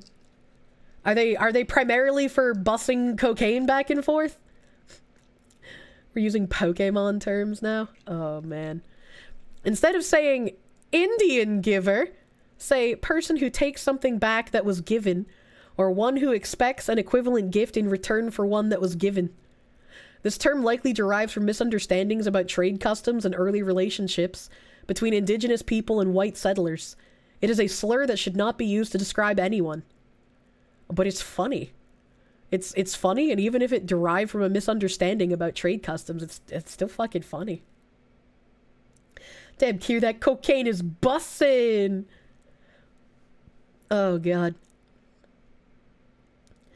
What about being gypped? Do you think these people care about gypsies? No. These are like white liberals, alright? What if said giver is actually... Oh my god. Karen is on here? Yeah. Indian summer? What? This term infers that indigenous people are chronically late? While it may be innocently used to describe a beautiful time of the year, it could have an unintended negative impact on those who hear it. I've never heard of Indian summer or heard that used as like an insult to Native Americans who couldn't tell time, question mark. I've heard of black time. I've heard of that. I've heard of that one, but summer sucks. Yeah, I fucking hate summer, dude. What are the odds? What are the odds, dude? You've not heard the term Indian giver in so long, but it also has real world stuff. Yeah, no, that's what they said it derived from. What the fuck? You only heard Indian summer used as a way to describe a warm September? I've never heard it at all. Karen, instead of saying Karen, use demanding or entitled white woman. This term is used to ridicule or demean a certain group of people based on their behaviors. But a Karen isn't always a white woman. They aren't even always a woman in general. The writers of this list are Karens, right? How is that better? I don't think it's better. I was like, what the fuck? Instead of saying Oriental, say person of Asian descent. Better yet, use a specific cultural heritage, if known. What? This term is seen as pejorative as it radicalizes people of Asian descent as forever opposite others. Occidental versus Oriental. I completely forgot that that was even like a fucking comparison. Karen isn't a person, it's a personality trait, unfortunately. Yeah, that's true. That's fucking true. The only people you've heard say Oriental is your grandma and people that it applies to. I hear fetishists use the term Oriental all the time. Hey. Do you have to make a person of Asian descent noodles now? Oh my god. What about the Oriental Orthodox, the Christians who split at the fourth ecumenical council? I don't know what that is. I have no idea what that is. Oriental is a rug and a type of noodle. I didn't know that Oriental was a type of noodle. I knew it was a type of rug. I'm gonna use this list to call people out in California if you ever go there. Oh my god. Oh man. Instead of saying peanut gallery, you should say audience or hecklers or critics. This term refers to the cheapest and worst section in theaters where many black people sat during the vaudeville era.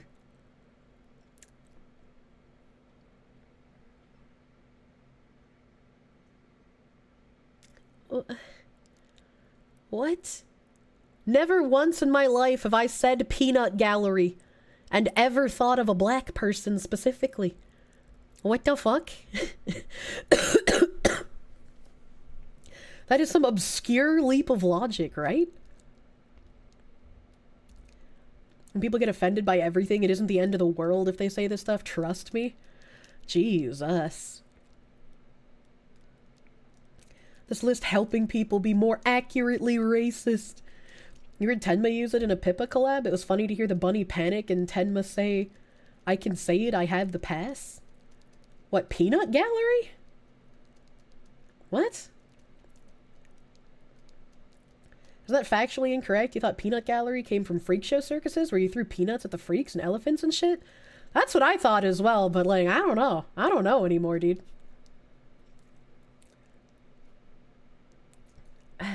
Oh, Oriental. Oh, okay. I was like, what the fuck? Oh my god. No one cares about vaudeville. That's true. That's true. They changed it to soy. Instead of saying people of color, used generically, say BIPOC, which is black, indigenous, and people of color.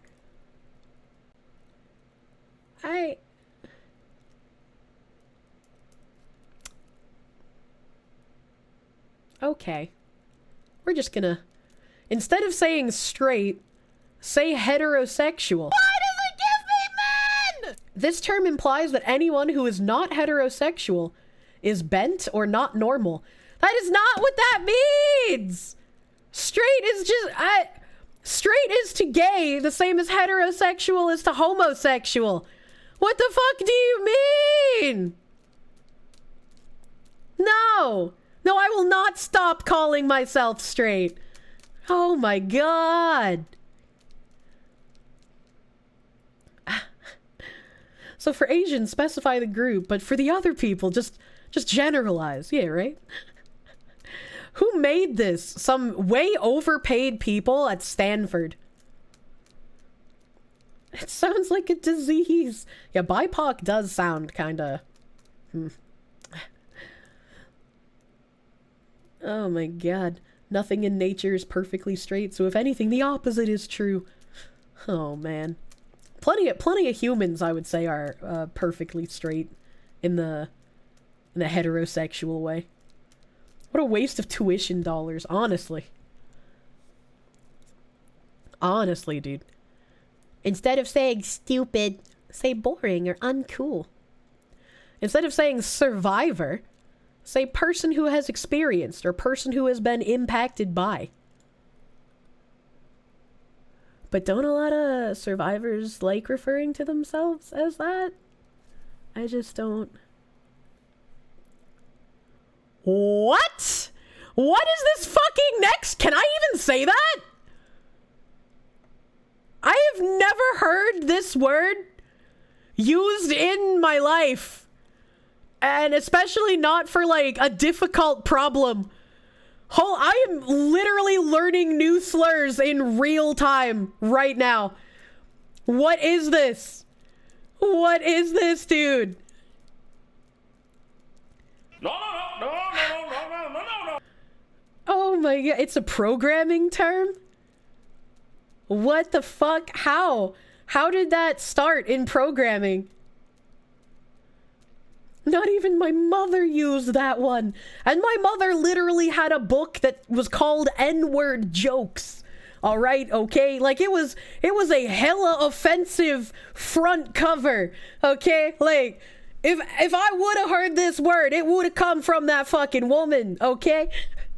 Slur learning stream, let's go. No, that wasn't the intent. BRB gonna roll up next to some BIPOC and yell out, difficult problem.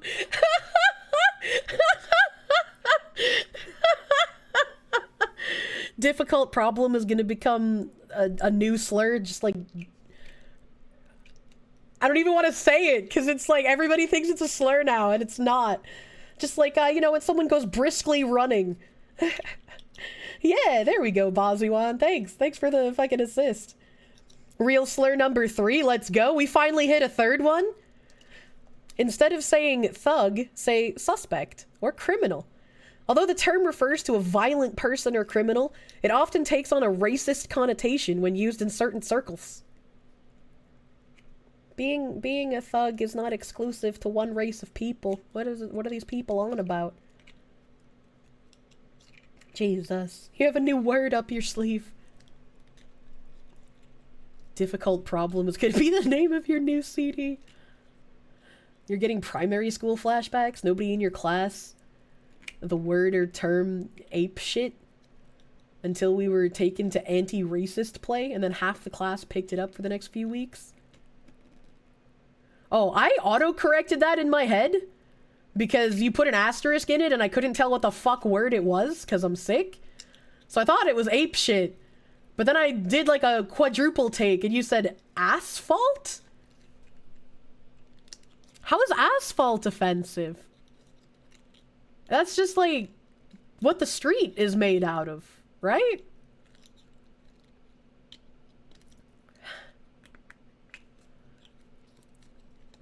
It's in reference to Thugi cult, who is from India. Thug, Tony Hawk's Underground. These Harvard cucks don't understand.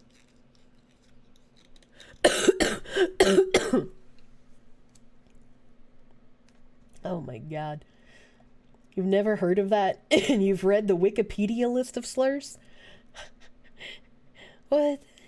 Why is there a list on Wikipedia? Instead of saying user, say client. While often associated with one who uses, it can also negatively be associated with those who suffer from substance abuse issues, or those who exploit others for their own gain. What? I mean, like, yeah, I get it, but what? The wokies have more slurs than Wikipedia. It's gotten out of hand, dude.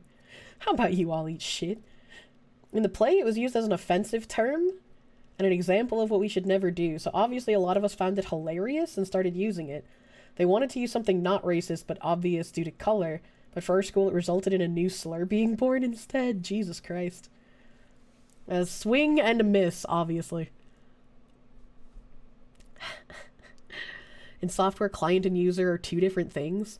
That's what I also thought. Please do not answer that question. Instead of using victim, use person who has experienced or person who has been impacted by. If the person identifies with the term victim, then use it. Why? Okay. Just because you've been a victim of something doesn't mean you have to be a perpetual victim and use it as part of your personality and identity. That's a little weird. That's a little weird.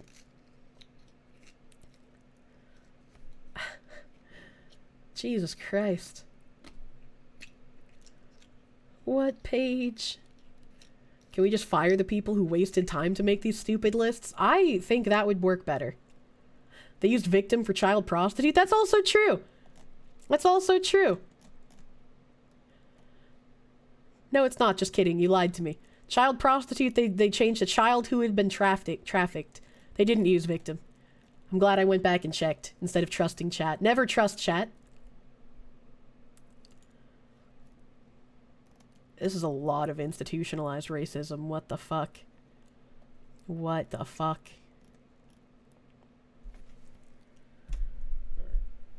What is a barrio? The term indicates any socially segregated non-white neighborhood. I've never heard the term barrio before. Literally. Yeah, barrio. My favorite Mario brother. Latino slang? Okay, that makes sense why I might not know what that word is then.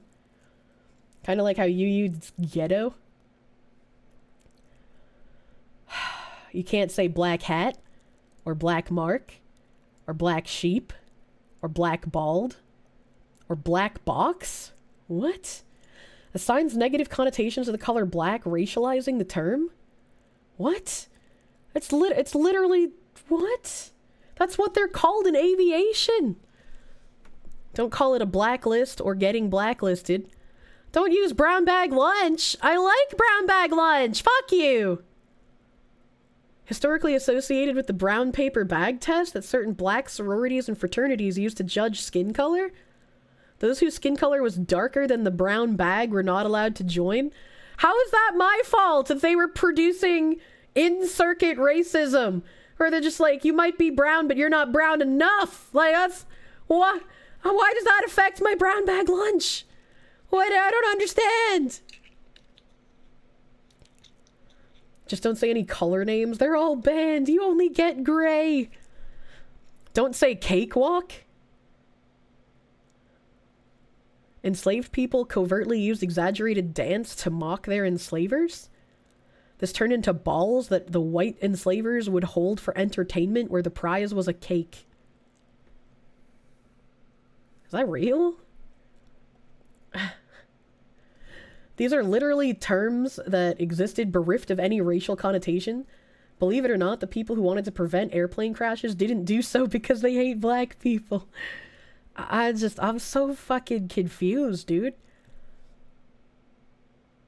You literally have never heard of that before? I've heard of cakewalk. I've heard people say cakewalk. I've used cakewalk myself. I've never heard of the... I've never heard of the balls. Gangbusters? Unnecessarily invokes the notion of police action against gangs in a positive light, which may have racial undertones. Yes, because no white people have ever been in gangs, ever. The KKK, they didn't exist. That wasn't real. Jesus Christ. What the fuck? Cakewalk organically evolved into easy. Eminem didn't happen. These people are literally creating and finding problems where there by definition are none. Yeah, this is some neurotic behavior. Oh hey, we got the English word ghetto in here now. Instead of saying ghetto, just use the neighborhood's name. Instead of saying grandfather, say legacy. Instead of saying grandfather, just say legacy status. Instead of gray hat hacker, say hacktivist. You can't say gray hat because the term combines black hat and white hat, which both hold racial connotations. I hate these people. I hate these absolute fucking wastes of oxygen. I can't tell who I hate more. The people who wrote this or games journalists. My legacy died during COVID. You love your legacy so much. I also love my legacy. He's a great legacy. Instead of using master as an adjective, use it as primary and main. But what about the people who get off on, like, having someone called master, right? Like, what about them? Master is a verb. Instead say, become adept in. You can no longer be a master. What are we going to do apparently. on the bed? Tar baby isn't a slur. It's from Brer Rabbit. It just sounds racist cause it's from the South. Briar Rabbit? What's Briar Rabbit? Vash PP, thank you for the heckin' dollar. Thank you for the heckin' dollar. I feel like I should know what Briar Rabbit is, but it's not populating in my brain bank right now. Games journalists have to go to some length to get your money. These guys get their money from students getting into debt. That's true. S&M is haram now. Instead of a master list, call it a list of record or a canonical list. Instead of saying red team, say cyber offense team. Red is used disparagingly to refer to indigenous peoples. I don't think it is in this case. Briar Rabbit is from the Disney movie Song of the South. It was made in the 1930s. First ever mixed color live action and cartoon movie. Interesting. Red in this instance is being used to represent the adversary? Yeah. Well, this is fucking stupid. Instead of saying scalper or scalping, say reseller or opportunist. This term refers to the practice of removing a piece of an enemy's scalp with hair still attached. Although both colonizers and indigenous peoples performed this practice, it was used as proof of how savage the natives were. Yet the colonizers were the ones who paid cash bounties for native scalps, as has been documented in the United States, Canada, and Mexico. You know, in my hometown, we have a statue. I think her name was Hannah Dustin. I might be getting her confused with another statue of another lady there, but there was a lady who had gotten kidnapped by a bunch of Native Americans. Like, they raided her village, they killed all of the men, and they kidnapped a couple of the women, her being one of them. And in the middle of the night, so she would prevent herself from being mass raped and then probably murdered, she scalped like 13 or 14 of the Indians who had kidnapped her. And now people are upset that there is a statue of this woman in the town, and they're saying that because she scalped Indians, she should not have a statue on public display. And it's just like, how are you going to get upset that a woman who got kidnapped and was going to be like mass raped and then likely murdered at the end fought back against her captors and escaped? I was like, what? In what world is this something to get upset about? Yeah, just get raped next time, bro. Honestly, a victim is now offensive, bruh. It's just fucking crazy. It is actually crazy. Let me see if I have the name right. It's fucking.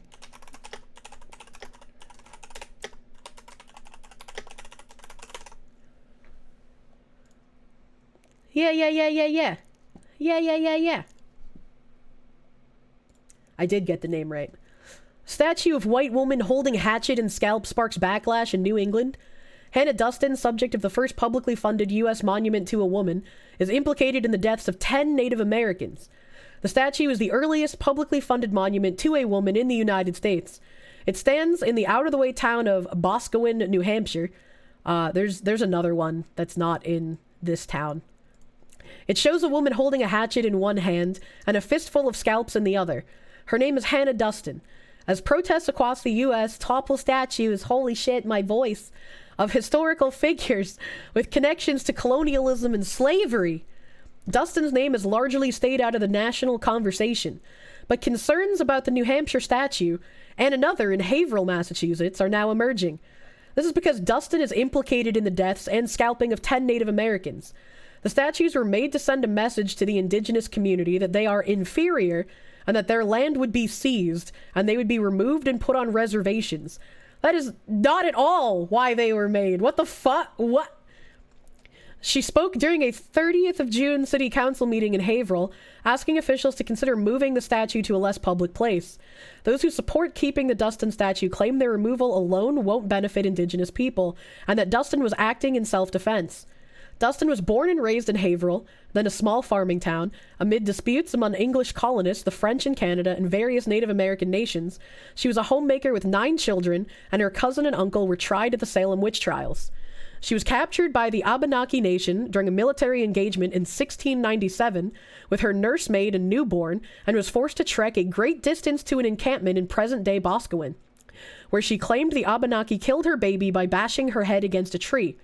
Dustin, probably with the help of other captive colonists, killed the Native Americans, 6 of whom were children, before escaping and being generously rewarded for the scalps. The 2 statues were erected in the mid-19th century to vilify Native Americans following the Civil War and to promote the idea of westward expansion. Several other markers and memorials that do not bear Dustin's image were put up in Massachusetts and New Hampshire. For decades, Abenaki residents, scholars, and local municipalities have debated on what should be done with the 2 statues, and those concerns have come to a boil. On July 3rd, an online petition began to circulate among local social media groups calling for the removal of the Haverhill statue. A counter-petition shortly followed. 10 days after Matthews spoke at the city council meeting, the monument was vandalized with the words, "Haverhill's own monument to genocide," written in chalk. Shortly after the vandalism, Haverhill's mayor, James Fiorentini, appointed 2 Native Americans to the Haverhill Historical Commission, which protects the town's historic structures to make recommendations for the future of the monument.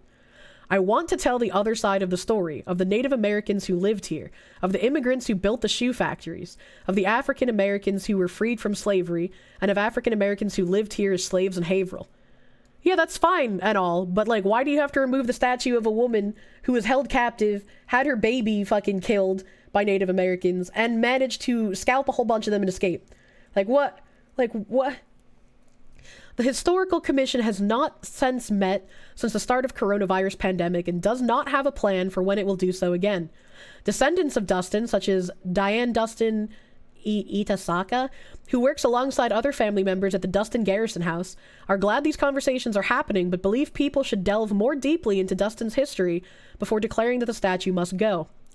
I want people to know that Hannah, or any of the other women, children, babies, and men who had gone through any raid like this, if she really did do the unthinkable, it wasn't because they were natives, but because they were her captors, Itasaka said.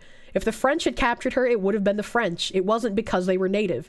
Wow, the first person to speak some lick of fucking sense here. Holy shit. Itasaka hopes the saga will be included in the history curriculum at local schools, because if school kids or adults knew more of the history, they would understand more of how and where we are today. Similar conversations are happening in New Hampshire. Elizabeth Dubrell, the head of education and public programs at the New Hampshire Historical Society, says the group made the conscious decision not to include Dustin's story in the revamped school curriculum. Well, yeah, because if people knew about Dustin's story, they wouldn't be able to demand the statue be removed for being offensive, right? That is, in part, because we don't think it's appropriate for kids. I think it's way too violent, no matter whose side you take, or what you think about it. I just don't think it's a good story for kids. It doesn't even say, like, what age level you were talking about. It should definitely be taught, like, at least in middle school. Unlike in Massachusetts, there is now a concrete plan to adapt the New Hampshire statue, proposed by representatives of the Kewasuk Band of the Pennacook Abenaki people and New Hampshire state officials. It was approved on July 17th. The changes include renaming the site of the Dustin statue from the Hannah Dustin Memorial Site to Unity Park Ndakakina, which means our land in Abenaki, and adding additional signage and monuments around the statue, discussing discrepancies within the story, allowing the visitor to come up with their own conclusions. For Denise Pilot, who is Abenaki and involved in the project, one of the most important things to come out of it might simply be reminding others of her people's long history in the region. If you go out onto anywhere on the other side of the Mississippi River and you ask about an indigenous tribe in New England, they'll tell you there are none. And that's a fundamental educational problem within this country. How are we going to move forward as a nation if our history is so broken? Well, first of all, if you go to the other side of the Mississippi River and they don't think there were any Native Americans in New England, they're fucking dumb, first of all. Second of all, to try and rewrite history to make people come up with their own conclusions instead of writing history as is exactly why there's a fundamental educational problem in this country, Miss Lady Sir, okay? By that logic, war history would be too offensive? Yeah, right? We don't think it's fitting for kids. Yeah, unlike the actual literal smut that's been going on. I hate historical revisionists. Oh my god. I'm sick of it. I'm sick of it. The only people who haven't moved on are the people writing this shit. I don't even remember how we got to Hannah Dustin. I don't know how we got here. I don't know. We just rambled. We rambled our way over there. All history is revisionist. All history is written by the winners. Scalpers. Oh, that's true. Oh, that's true. Scalpers. What is a scrum master? Historically, masters enslaved people? But what is a scrum master? Is this another, like, programming term that I don't know? I'm not even being super based. I feel like I'm just being a regular-ass human at the moment. Maybe if they had a Native American drag show, it would be tame enough for the kids to learn about. That's true. That's true. Can't use slave as an adjective anymore. Or slave labor. I love child slave labor. Sold down the river. Can't say that anymore. Can't say tarball anymore. What? A scrum master is someone leading the scrum process, which is a practice in programming development groups. Okay. So far, only 3 no-no slurs. Yeah, right? To call a spade a spade. I feel like I literally said this on stream the other day. Although the term has its origins in Greek literature, the subsequent negative connotations with the word spade means that the phrase should be used with caution or not at all. What are the negative connotations with the word spade? Oh, God. I said it while going over the list. Scrum is programming project management stuff. Oh, I asked if it was programming management stuff. It doesn't say it in the list here. That was just me speculating. Sleep time. Have a good sleep, my guy. What? You can't say uppity. You can't say uppity anymore. Although the term originated in the black community to describe another black person who didn't know their socio-economic place, it was quickly adopted by white supremacists to describe any black person who didn't act as expected.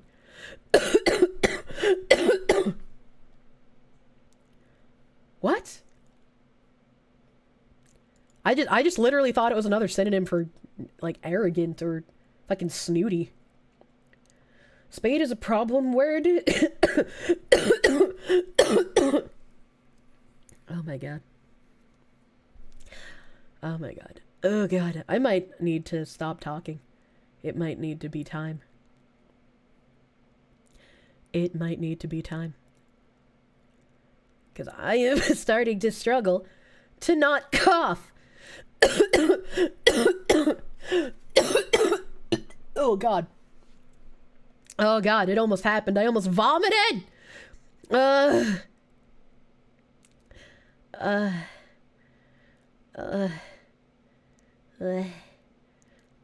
Vomit chads, we winning tonight. No, don't say that. Mute before you vomit, please. I don't think I'd be able to accurately click on the mute button. So close. So close to the vomit win, bros. Oh my god. Okay, alright. We learned a lot of new slurs today, apparently. 'Cause of these strange uppity people. No mute, we vomit like real foxes? No. No, thanks for the powwow. I enjoy our powwow. Whomstead is online, right? Oh yeah, it's Sunday. Nobody fucking streams on Sunday, dude. Nobody fucking streams on Sundays. Yeah. Summit Sum is playing Escape from Tarkov. If a fox vomits while muted, did it even happen? Yes. I'm a cry vomiter. When I vomit, I like also cry. It's really sad. It's really sad to see, you know? Bat is on. I am unable to follow this woman. Like, legitimately. Here we go. Every time I've raided her, I've tried to follow her, and it just immediately unfollows me. Or maybe don't. It's fine. What do you want? Oh, is it not gonna unfollow me this time? Okay, it's not. Oh, okay. Alright. Okay, well. It finally stopped fucking breaking. I wonder if all of the times where, like, I would just spam the button, if it just had me, like, in her fucking feed, constantly following and unfollowing her. That'd be really fucking funny. That'd be really fucking funny, and also really fucking embarrassing. But it finally let me follow her. Now she's going to notice. Shh. You just don't tell her that I said that, obviously. Obviously. I have no idea what the fuck she's playing right now, but it looks like some ancient-ass game. Like, literally PlayStation 1 tier video game. I don't know what I'm looking at. Oh, man. She would yell at me if that was the case. Maybe. I don't like being yelled at. It's nappy time! Let's see. I've been ignoring, my stream end slide the past few streams. Because I've just needed to, like, die. But I can do a little bit of an end slide. My moderator's still putting in fucking work, dude. Should Kirsche get some rest? Yes, but offensive. Is rest offensive now? Can we not say that word? Was rest something that the white slave owners subjected their slaves to? And so we can no longer call it rest, we have to call it a minor reprieve? Oh man, I sound like I could write for a fucking university. I'm so smart. Alright, what is this? What do we got here? Nap. I'm like your mom right now. I'm like your mom that you've interrupted one too many times when she's trying to watch all my fucking children. That's me at the moment. Oh my god, my voice is so fucking deep. Flu or pneumonia takes like 3 weeks sometimes. I hope I didn't progress into pneumonia. That would be shit. I've never had pneumonia before, so I wouldn't know if I had it, I guess. But, God, I relate to that. Thank you. Are Pippa's spores mutating and losing their beneficial side effects? No, it's okay. I can still be patient. Still be patient. It's alright. Just be patient. Your mom watched All My Children all the time and would get so pissed. My mom liked All My Children and General Hospital. It's okay. She was a twofer. It's okay. She was a twofer. Mom, please no. That clip went on really long. My mods are just as rusty as I am. It's alright. I haven't been streaming as much recently. My consistency, it's dying. It's dying, dude. Deep voice Fox stream Kino. I hate it. I hate when my voice is this deep. If my brain was any more smooth, you could use it for a slip-and slide? What the fuck? What the fuck do you mean by this? Do you guys remember when you were little? And you would like go and visit the like really, really old relatives of your family? Whether they were in like an old person home or like they still lived by themselves. When you were young and you would like walk into the place where the old people lived, it would smell like despair and death. Like, you know what I'm talking about? That like patented old person smell that just like hits your nose and you're like, oh, even as a child, I know to keep my wits about me and not make a face, because it's like they can't help it. They're dying. That's just the smell of death. That's what I smell like right now. I just smell like death. I am That's death true. Incarnate. That's and true, I don't dude. like it. That's high true, dude. Big high true. I'm actually gonna do something sneaky, cause I liked these clips that Ziz was posting the other day. So I'm gonna play this old clip. I'm gonna play this old ass clip. My fat head's in the way? Kill yourself. Yeah, listen to my ringtone in Minecraft. My fat head's in the way? My fat head's in the way?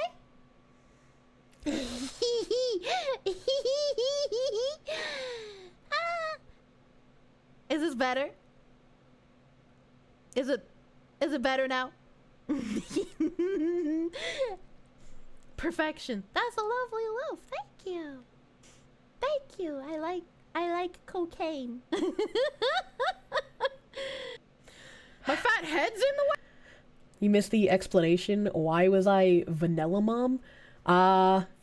Back when Romania Chan first rigged the PNG, I used the model like the first day that she released it. Bread you're cute. I apparently express very, very nicely through 2D. Whatever happened to that other attention whore trying to cancel me for a joke? That's a good question. Kind of just fell off the face of the planet. That was kind of funny. That was kind of funny, dude. Do another vanilla stream someday. As you can see here by this little floppy thing in the corner, I never paid for VTube Studio. So until I pay money for VTube Studio, I have a floppy buddy. Little floppy buddy. Other than mouth shapes, that worked well. Yeah, it's Romania Chan made the public, the model public. Fake streamer. I mean, VTube Studio doesn't do 3D. Why would I need it? I mean, I'll need it eventually, because I have a 2D model in the works, but... We have a real bred girl, real wholesome, baby is fussy. You like that the VTube Studio watermark is a cute little thing, it's not annoying. You think not many people pay for it anyways? I mean, if they don't have the little floppy baby, they gotta be paying for it. It's only like $10, I just have no reason to pay for it while I don't have a 2D, you know? It just doesn't make any sense. One less D. You paid for it and you've never used it? Jesus. TM. Soon TM. If my 2D model finishes before my 3D model, I will be very, very sad. I will be forever disappointed in existence, honestly. So I am going to raid Bat. I'm gonna do a little Bat rating. It finally let me follow her. Holy fuck. I am happy about that. I'm gonna do name readings. I opened this way earlier. So hopefully I didn't accidentally fucking kill myself with like 1 million names. Because I opened this probably like 2.5 hours ago, intending to end sooner than I did. And I'm sure Nim is gonna fucking beat me as well. I'm sure Nim is gonna beat me for streaming for so long. Let's do sick. We're sick still. We're sick Fox raiding, dude. Sick Fox raid, please. We'll see you on Friday. Speaking of, I was going to do a predecessor collab with Leah on the 14th, but we have moved it to the 13th, and then so hopefully, as long as I'm not sick, it will stay the 13th. If I am still sick, I definitely want to be completely better before I do a collab with her, so we'll have to see how I'm feeling this week. But as of right now, I will see you guys on heckin' Tuesday. I have tomorrow. I have tomorrow to rest and do nothing. Sick Fox raid. The 14th is the cometh. Fuck you, Skew. Fuck you. I will do my best to read names and not die. Thank you. Thank you guys for hanging out with me while I'm sick as fuck. It's always nice to get out of bed and actually do something for a little bit instead of just dying. Thank you, heckin' A10 Thundery, a Doggo 420, Admiral Billow, Aesop Von Jones, a goddamn leaf, a Kumatoka, Angry Pupil, Animate Acumen, Arnold Newem, Ari Pie, Ayayaya Nami, Azahara Channel, Baitos, Bazewan88, Bear in the Woods, Beer Bear Beard, Bingo Bango Tango Mango, Blank Clotre, Brain Lazy, B-Sack Monster, Cacophonies, Carbonog 565, Cameolus, Carolus Magnus, Carther 1594, Catwaffle, Cecile Wayback Gaming Machine, Kellador Mythica, Chank Sao Tome, Collapse the Matrix, Crossbone X1, Cupcake Warrior, Daminci, Deadbeat 444, Deadly Flame 17, Death to Rainbows, Delicious Spears, Demon Skyfish, oh my god, and Demon Skyfish this fucking minute, predicting when I would say his name. Thank you for the 5 gift subs, what the fuck? Thank you for the 5 gift subs, Demon Skyfish. That was some fucking proper timing. Dr. Dave the First, Dulark, Edward Malice, El Ringo, Emperor's Rage, Felock, Final Fantasy Steve, Flaming KM, Flawed Imp, Gamer Dude 506, Ghastly Guest, Gelfirth, Goombus, Great Ape 51, Hexenwinter, Hey I'm Luscious, Hikimoto, Hisushi, Hollow Chains, Holy Hammer Strike, Honor Blinn, I Am Binary Mind, I Blance, Ikari Gremlin, Iridium Knight, It's Otts, JC Coon, GD, J-Ray, Capsule, K Bailey 098, Kizuna Hentai, Leninade 93, Lil Jester 3, Limes Lagarde, Lord Dilbus, Lume's Dream Break Vet, Malik, Mal Roadkill, Mantarok 888, Max Euphemism, Miku Skins, Mogram, Mr. Sazerac, No, Neo Repo, Netero 7777, Never Enough Ammo 84, Nyam,